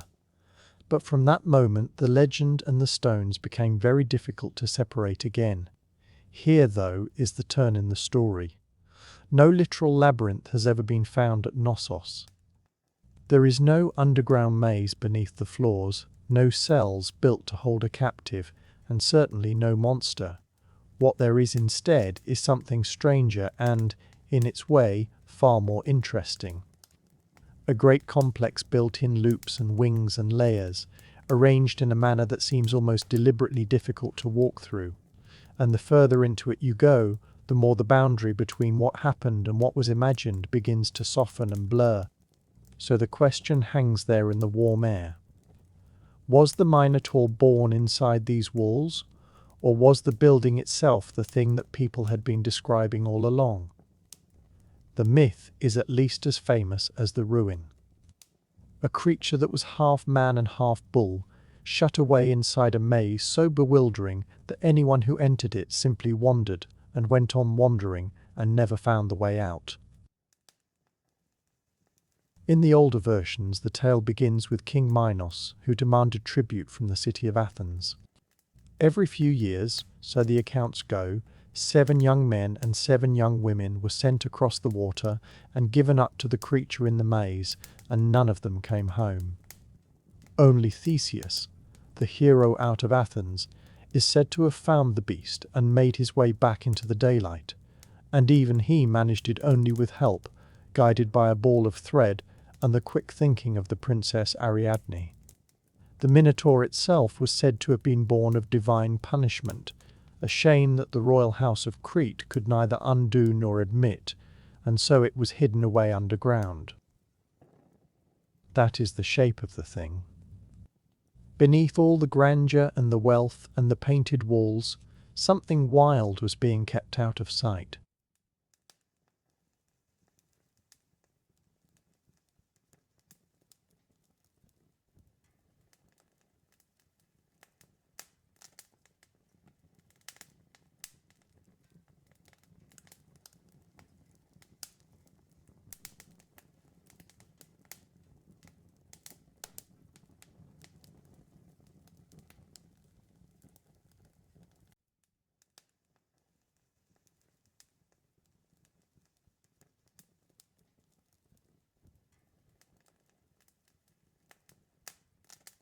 The Minoans were seafarers, and to mainland eyes they seemed both refined and faintly alien. Their rituals involved leaping over bulls. Their great buildings resembled nothing that stood on the mainland. To a Greek traveller arriving around 1,000 years before the Common Era, when Knossos was already an ancient and half-ruined memory, the place might well have seemed like another world entirely, and worlds like that are exactly where monsters tend to be placed. Put a sacred bull together with a building that behaves like a maze, and you have most of the ingredients a legend needs. The rest is time and retelling, and the human habit of making stories tidier than life ever was. But perhaps the Minotaur was never meant to be taken literally at all. Some scholars had suggested that the tale preserves a distant memory of Cretan power over the Aegean, an age when Athens genuinely did send goods across the sea to a wealthier and stranger neighbour, and quietly resented every crossing. In that reading, the labyrinth is not a building but a political trap, the tangle of obligation that a weaker city finds itself unable to walk out of. Others read the story inward rather than outward. The labyrinth is the human mind, folded and dim and easy to get lost inside. Theseus, as the very ordinary courage of walking into the dark, holding nothing at all but a thread of memory that leads back toward the daylight. Whichever reading you prefer, the story stays knotted around Knossos, because Knossos is the closest thing anyone has ever lifted out of the earth to a real labyrinth. Not simply a myth echoing down through history, but a history that seems to have been quietly asking to become a myth. Long before Athens raised a single marble column, the Minoans were already old. Theirs was among the earliest complex societies in Europe, and what is remarkable is how they seem to have achieved it, not, so far as we can tell, through conquest. Through trade, through craft, and through an almost uncanny confidence with stone and space. Their civilization flourished roughly from 2600 to 1400 years before the Common Era, which is longer than most empires manage by a comfortable margin. From their island, they built a web of exchange that reached Egypt, the coasts of the Levant, and the scattered islands of the Aegean, their ships moving quietly across the Mediterranean, carrying painted pottery, saffron gathered by hand from crocus flowers, worked bronze and perfumed oils. They do not appear to have built great armies. They built relationships instead, and relationships, it turns out, made them very rich indeed. What strikes most people first about Minoan culture is how unlike their Greek successors it feels. Their art is full of the natural world.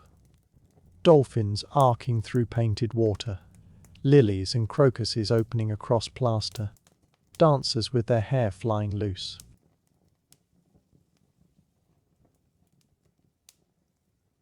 There is very little in it about war, and almost nothing about divine punishment.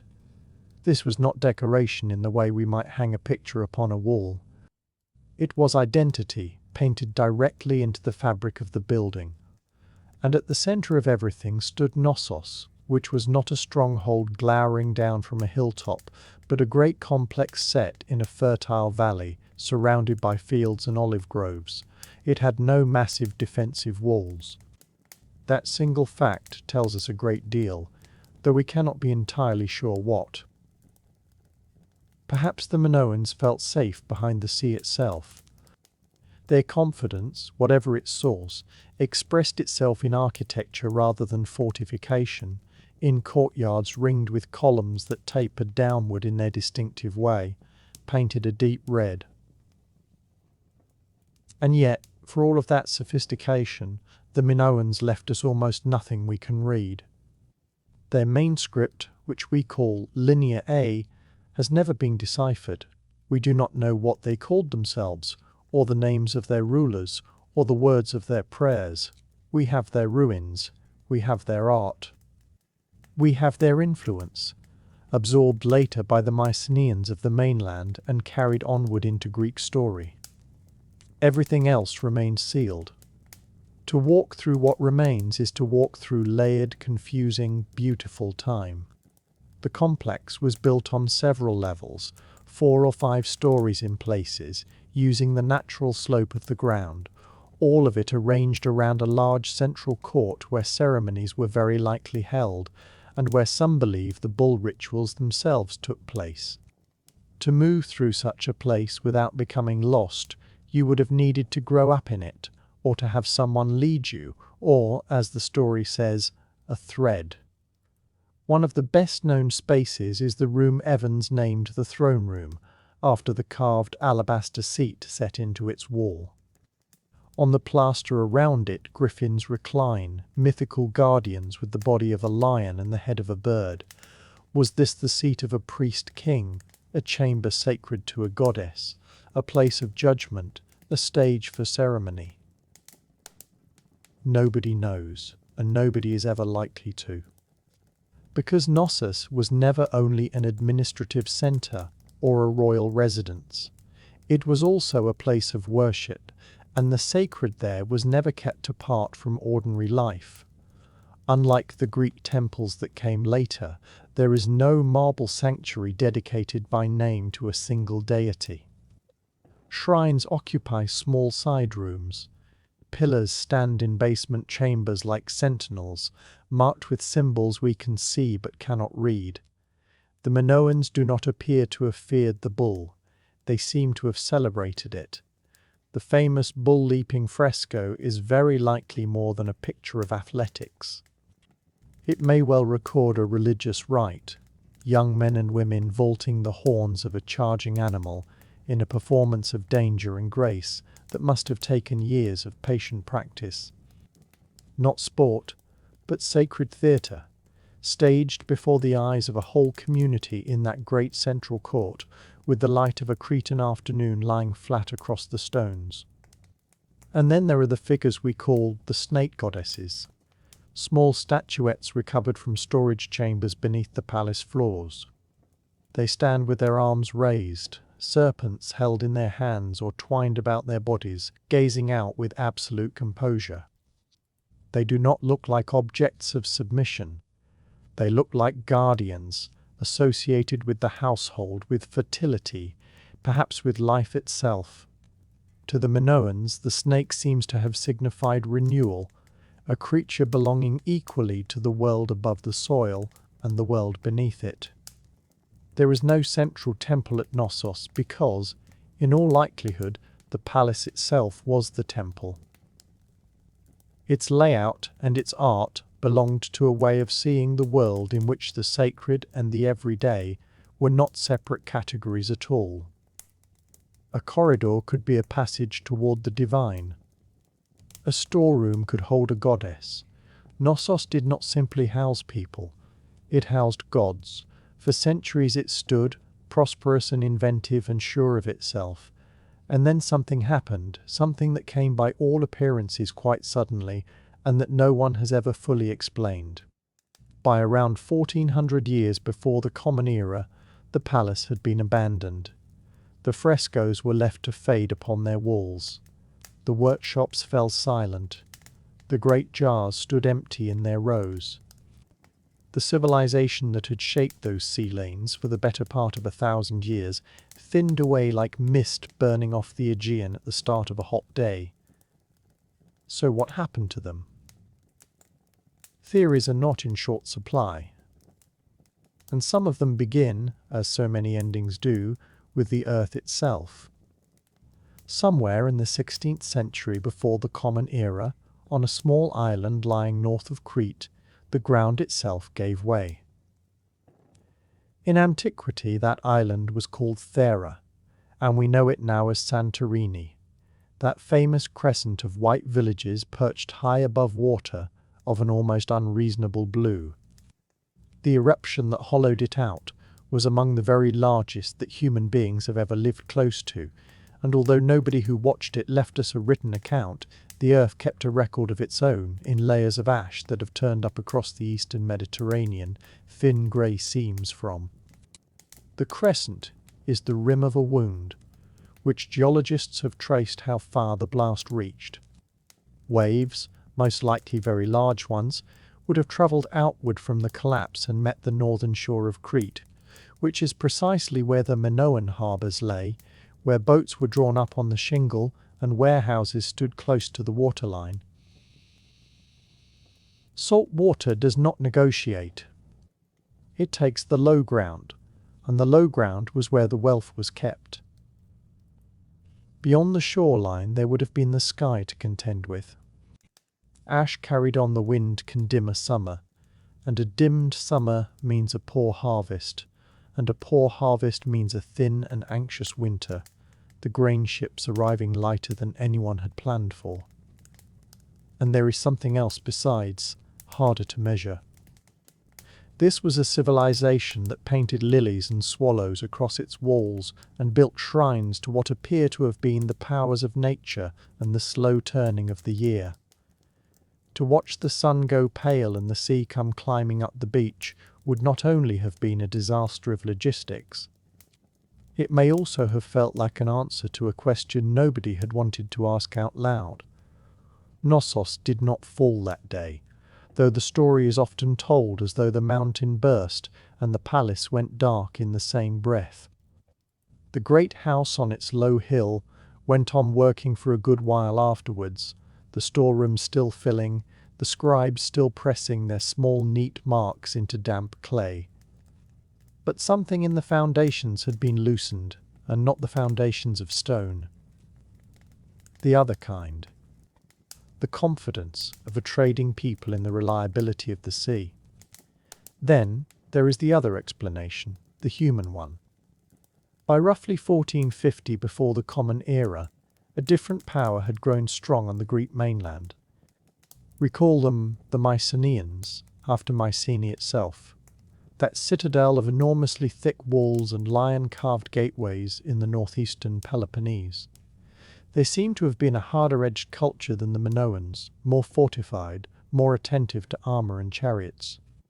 And, at some point during that century, Crete became theirs. Exactly how remains one of the good, long arguments of Aegean archaeology, proceeding politely for 100 years now with no sign of concluding. The excavations tell us that Knossos was occupied again after a period of disruption, but occupied differently, and the clearest signal of all is that the writing changes. Linear A, the script the Minoans used and which we still cannot read, is replaced in the tablets by Linear B, and Linear B, when it was at last deciphered in the middle of the 20th century, turned out to record an early form of Greek. The same rooms, then. The same clay, the same accountants counting the same sheep, and the same jars of oil, and suddenly all of it in another language. What is strange, and rather moving, is how little violence the ruins actually show. Archaeologists digging sites that fell to war usually find the evidence readily enough. Burned layers, valuables buried in a hurry. Knossos offers almost none of it. The great administrative engine did not fall, it simply ceased to turn. The corridors, which had been full of feet and voices and the mingled smell of oil and smoke, grew quiet, and then quieter still. Dust settled across the painted plaster. Grass found the gaps between the flagstones, and roots did what roots do, patiently over centuries. By the time the poems attributed to Homer were being sung, Crete had already become a place of legend rather than of memory, appearing in the epics as something old and half mythical, a land of 90 cities and ancient kings, tangled up with tales of monsters and mazes. The people who had genuinely lived there, who had painted the dolphins and worried about the barley and taught their children to write in a script nobody since has managed to read, had become the raw material of somebody else's mythology. What ended Knossos was not the mountain alone, and not the mainlanders alone, but time and the ordinary way in which even the loveliest arrangements of human life eventually sink beneath the weight of whatever comes next. But the stones stayed where they were, and for something like 3,000 years they waited, a low rise in the fields south of the harbour town, a hump of earth with old stone in it, ploughed over by farmers and rooted through by olive trees. What had once been the beating administrative heart of the Aegean was, to anyone strolling past, simply a slope with a pleasant view. Then, at the very beginning of the 20th century, a British archaeologist named Arthur Evans bought the land. He was a man of considerable means, considerable stubbornness, and a romantic attachment to Greek myth, and he had been following the trail of small carved seal stones marked with symbols nobody could explain, drifting into the antiquities markets for years. Not a temple, not a tomb, but a sprawling complex of hundreds of rooms arranged around a great central court, with staircases descending into the hillside, light wells dropping sunshine into interior corridors, storerooms lined with jars taller than a person, and drains and pipes of a... In 1900 he began to dig, and within weeks it was obvious that he had found something enormous, sophistication not matched in Europe for centuries afterwards. And there were the paintings, fragmentary and faded, but unmistakable. Figures with dark curls and slender waists, blue monkeys, birds and flowers and bulls. Evans looked at all of it and thought of the labyrinth and of King Minos out of the old stories, and he named the people he had uncovered the Minoans, after a king who may never have existed at all. An entire civilization now goes by a name invented by the man who dug it up, borrowed from a myth written down 1,000 years after the last of them had gone. He was a storyteller quite as much as a scientist, and he did not simply excavate and record, he rebuilt. He poured reinforced concrete to hold up columns and floors, painted them in the deep reds and blacks he believed the originals had worn, and had artists complete the shattered frescoes with whatever he judged the missing parts should look like.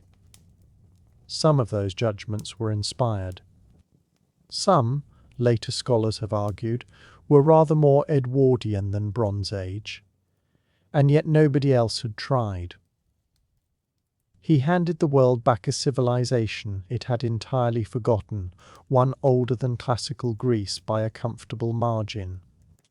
He also brought Linear A into the light, and it remains, more than a century later, unread. So we are obliged to look rather than to read, and looking is a slippery business. The art is genuinely unusual for the ancient world. No parades of conquering kings, no boasting inscriptions about cities taken and tribute collected. Instead there are dolphins arcing through painted water, lilies opening on red ground, saffron gatherers, young people caught mid-movement in what appear to be ceremonies or dances. Even the most charged scenes, the ones showing figures vaulting over the backs of bulls, are full of grace rather than menace. Whatever the Minoans were recording, it seems closer to the turning of the seasons, some sense of an order that held the world together. Their most persistent symbol is the double axe, known by the Greek word labares. It appears carved into pillars, painted across walls, scratched into stone in the quiet corners of the complex, clearly sacred, associated with goddess figures and with ritual rather than with fighting. There is a long-standing suggestion, elegant but far from proven, that the word labyrinth itself descends from labris, and that the labyrinth was originally not a maze at all, but the house of the double axe, a sacred building rather than a trap. It is a lovely idea.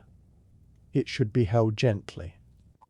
The bull is everywhere too, on the seals, in carved stone vessels with gilded horns, in the stylized horns that once crowned walls and altars. Whether the animal stood for fertility, or for the untamed power of the earth, or for something we have no word for at all, nobody can say with any confidence, only that it mattered enormously and went on mattering for centuries.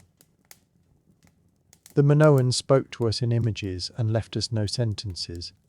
We can see the pictures perfectly well. The meaning stays just out of reach, unspooling away from us like a thread.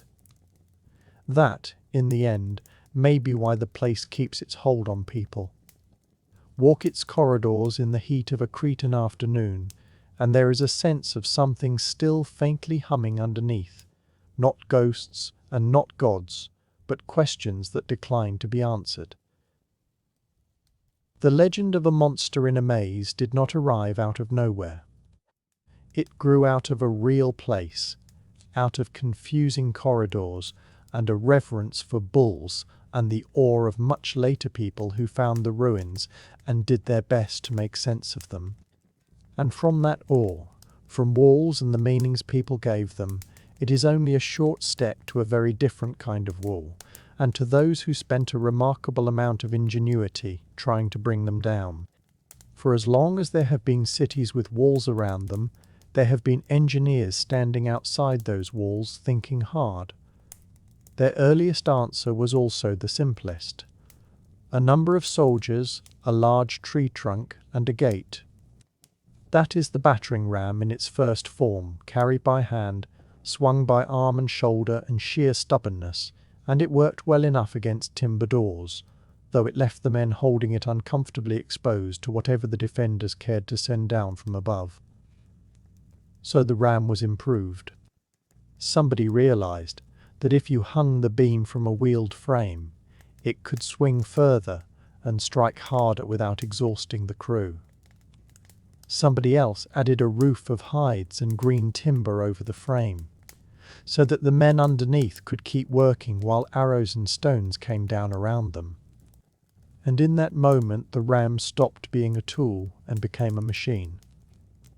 The Assyrians understood the psychological half of the equation quite as clearly as the mechanical half.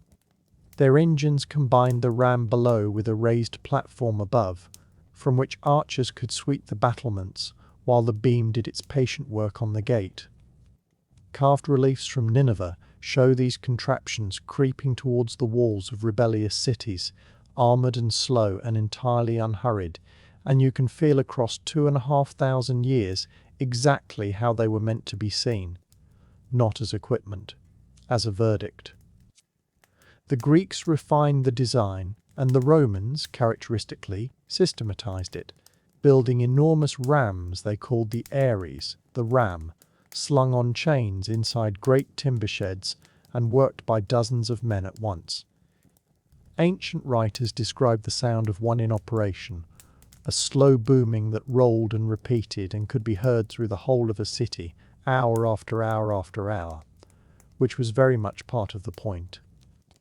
Defenders became inventive in return, lowering padded sacks from the parapet to soften the blows, but a ram that found its rhythm and kept it was very hard to argue with. Wood against stone, patience against masonry, physics turned into a weapon. If the ram was the blunt instrument that had to come right up to the wall, the catapult was the clever one that never needed to, reaching at a distance not only the wall itself, but the nerves of the people standing behind it. The story begins in the 4th century before the Common Era, when Dionysius, the ruler of Syracuse in Sicily, is said to have gathered engineers and craftsmen from across the Greek cities and set them to inventing, and out of that workshop came the first machines powered by torsion. The principle is beautiful in its economy. Take bundles of rope or sinew and twist them very tight, and they will hold an astonishing amount of energy in the twist. Anchor 2 such bundles in a frame, push the arms of a bow-like mechanism back against them, and release. The twist unwinds all at once, and whatever the machine is holding departs at speed. 2 broad families emerged. One was the bolt shooter, the ballista, essentially a very large crossbow on a stand, accurate enough to be aimed at particular points along a wall. The other threw stones, arcing them over the parapet into the streets, or hammering them straight at the fortifications.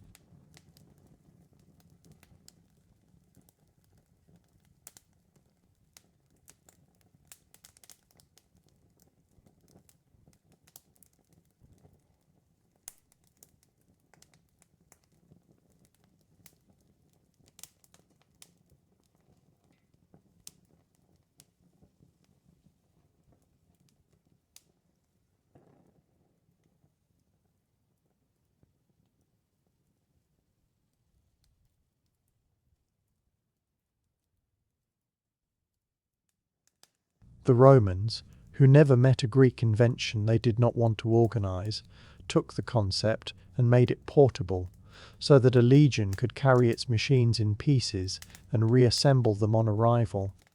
Some of their stone throwers, by ancient report, could send a weight of 60 pounds or more with enough force to split gates and shake battlements. They were instruments of theatre as much as of engineering. A stone landing in a market square in the middle of an ordinary afternoon says something no herald could ever say. They had their limits, of course. They were heavy, awkward on soft or broken ground, and useless without a trained crew and a supply of suitable stone. But when the ground was right and the crews were good, a city could be worn down from a safe distance, and that was new. For the first time, the people inside the walls had to reckon with the fact that thickness alone was no longer an answer. It was not enough now to outlast a ram at the gate. They had to outlast the sky. And so, after the ram and the ladder and the long, patient months of waiting, there came a new thing to worry about, and it arrived from an unexpected direction. Not through the gate, not from beneath the ground, from above. If the catapult had been a clever answer to an old problem, the trebuchet was something closer to a cathedral. It was tall and wooden and threaded with rope, and it groaned when it moved, and it dominated any field it stood in. When one was raised outside a fortress, it was not simply one more machine added to a camp. It was a sentence being spoken aloud. It said, quite plainly, that the walls the defenders had trusted their lives to were about to stop mattering. What made the trebuchet remarkable was how little it asked of human strength. Earlier engines had relied on twisted rope and bent timber storing energy the way a drawn bow does, and every shot had to be wrung out of somebody's shoulders. The trebuchet borrowed the weight of the world instead. Its heart was a long arm balanced on a sturdy frame, with a great counterweight hanging from the short end and a sling trailing from the long one. Lift the weight, hold it a moment, then let it fall, and gravity did all the rest. The arm swept upward in a wide, unhurried curve, the sling whipped around behind it, and the load went sailing off in a high arc that carried it far beyond anything a person could throw. There was something almost gentle about the motion, if you could forget for a moment what it was for. A slow rise, a pause at the top, a fall, and then a long, silent flight against the sky. The idea had been travelling for a very long time before it reached the castles of Europe.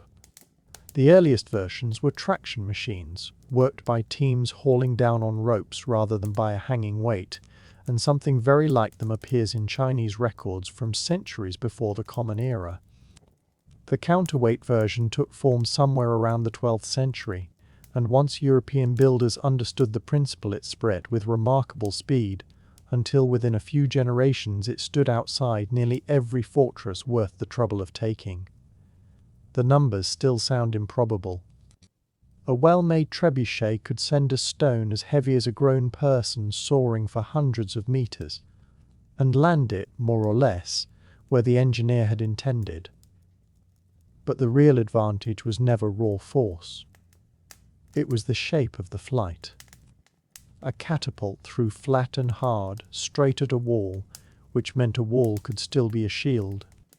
A trebuchet threw high, and could pass over a wall entirely, dropping its load into the courtyard behind, onto storehouses and stables, and the quiet corners of a town where people had believed themselves out of reach. There was no safe side of the wall anymore. That, far more than the damage itself, was what unsettled a garrison. The most famous of all these machines may be one that never needed to be used at all. At Stirling Castle in Scotland, in the early 14th century, the forces of the English king assembled an enormous engine known as Warwolf. The story says that the garrison, watching this thing take shape day after day and understanding perfectly well what it meant, offered to surrender before a single stone had left the sling, and that the king declined to accept until he had seen his new machine perform at least once. Whether the tale is exact in every detail, it captures something true about how these weapons actually worked. Half their power was in the watching. For all that, the trebuchet was never quick.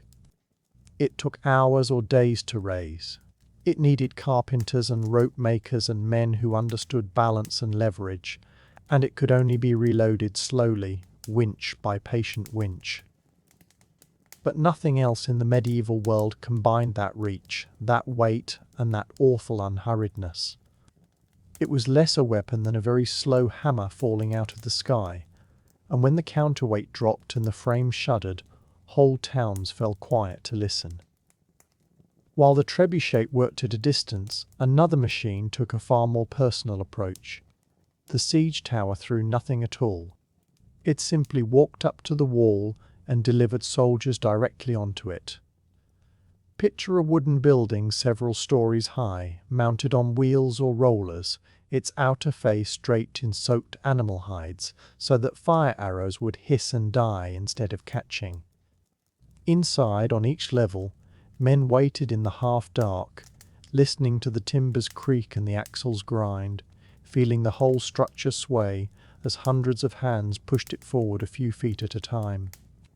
When one of these began to move toward a city, the defenders understood that the distant part of the siege was over. The Assyrians were among the earliest to use them, but it was the Greek world, and especially the ambitious kingdoms that followed Alexander, that pushed the design towards something close to theatre.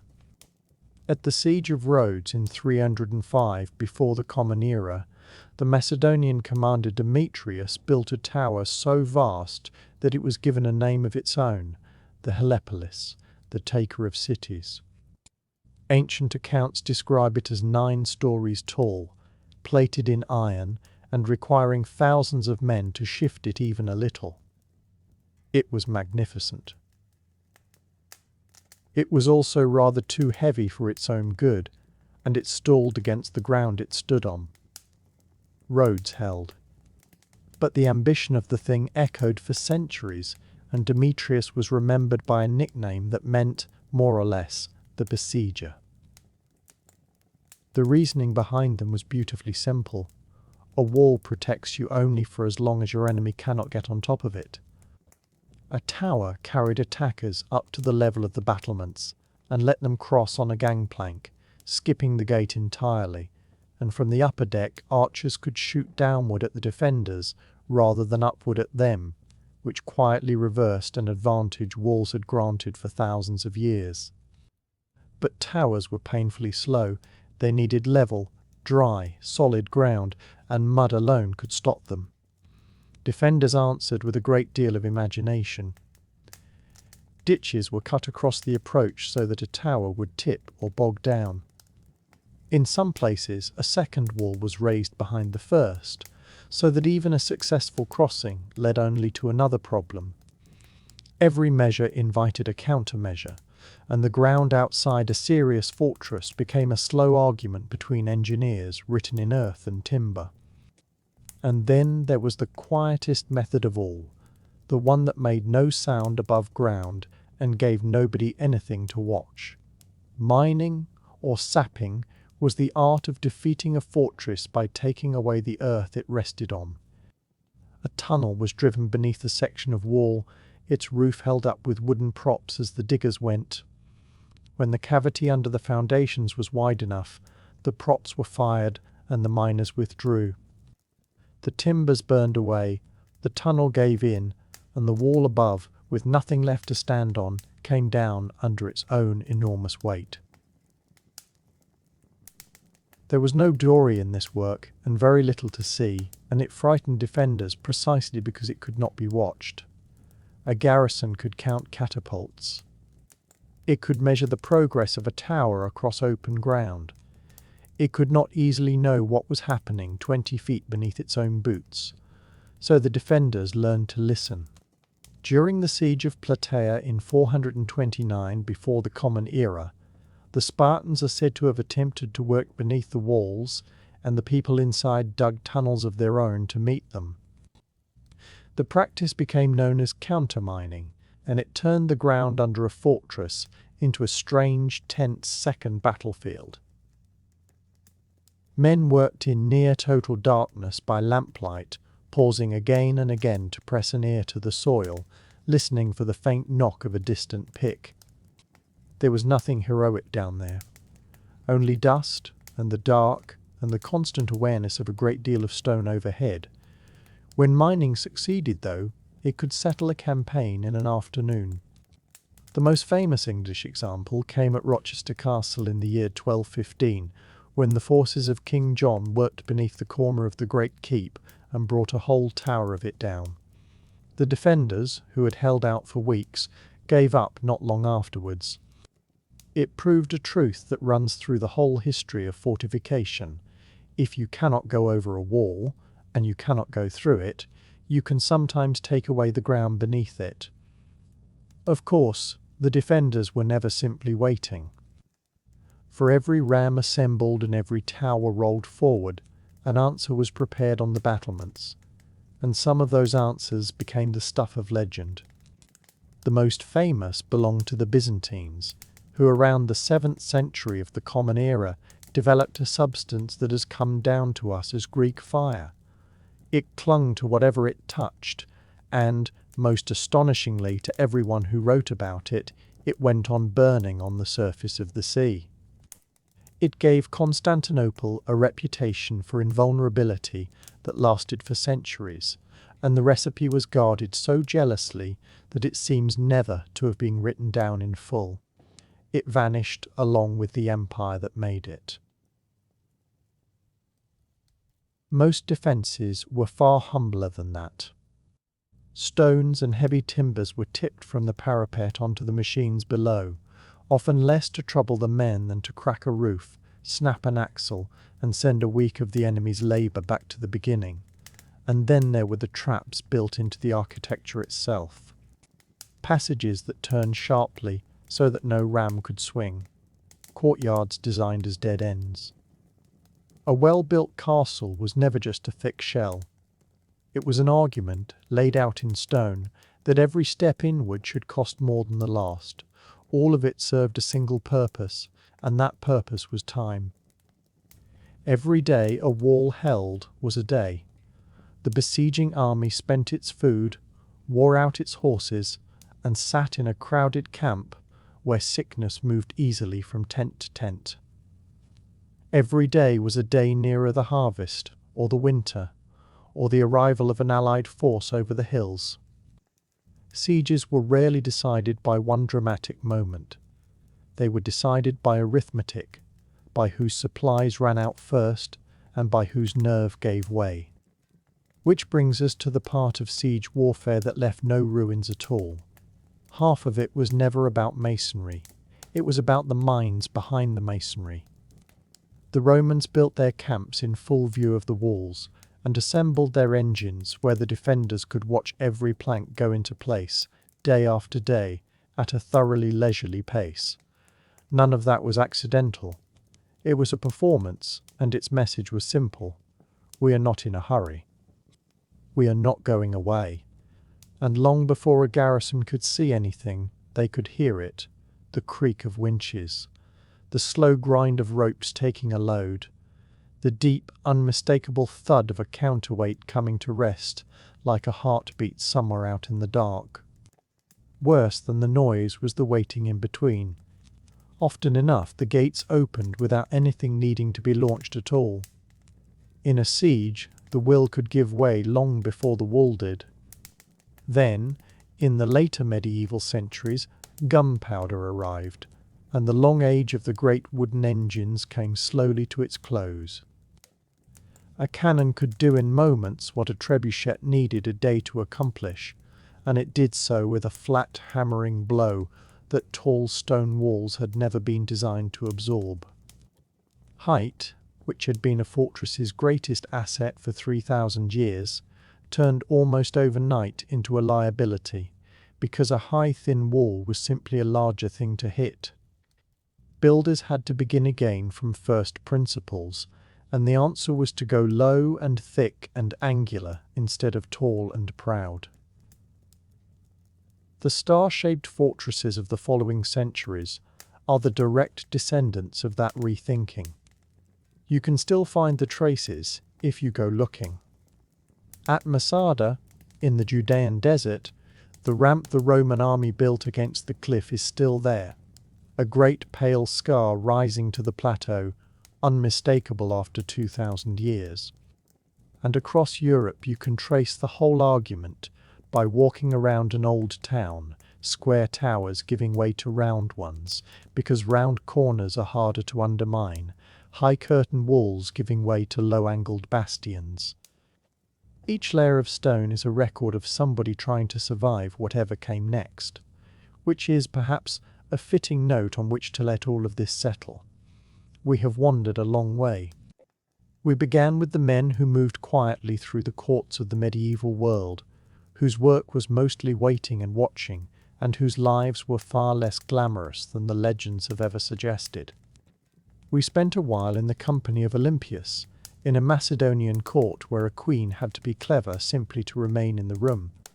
We walked through the bright painted halls of Knossos, with their light wells and their ingenious drains, and then through the heavy stone gates of Mycenae, and watched a whole interconnected world fade out for reasons we are still piecing together. And we ended here, outside the walls, among ropes and timbers and the long, slow patience of people trying to get in or to stay out. What links them all is the same simple thing, really. People doing what they could with the world they had been handed. Building walls, and then finding ways past walls.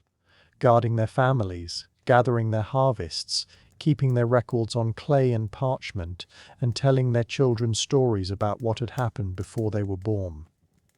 Almost all of them assumed they would be forgotten, and almost all of them were, in the sense that we no longer know their names.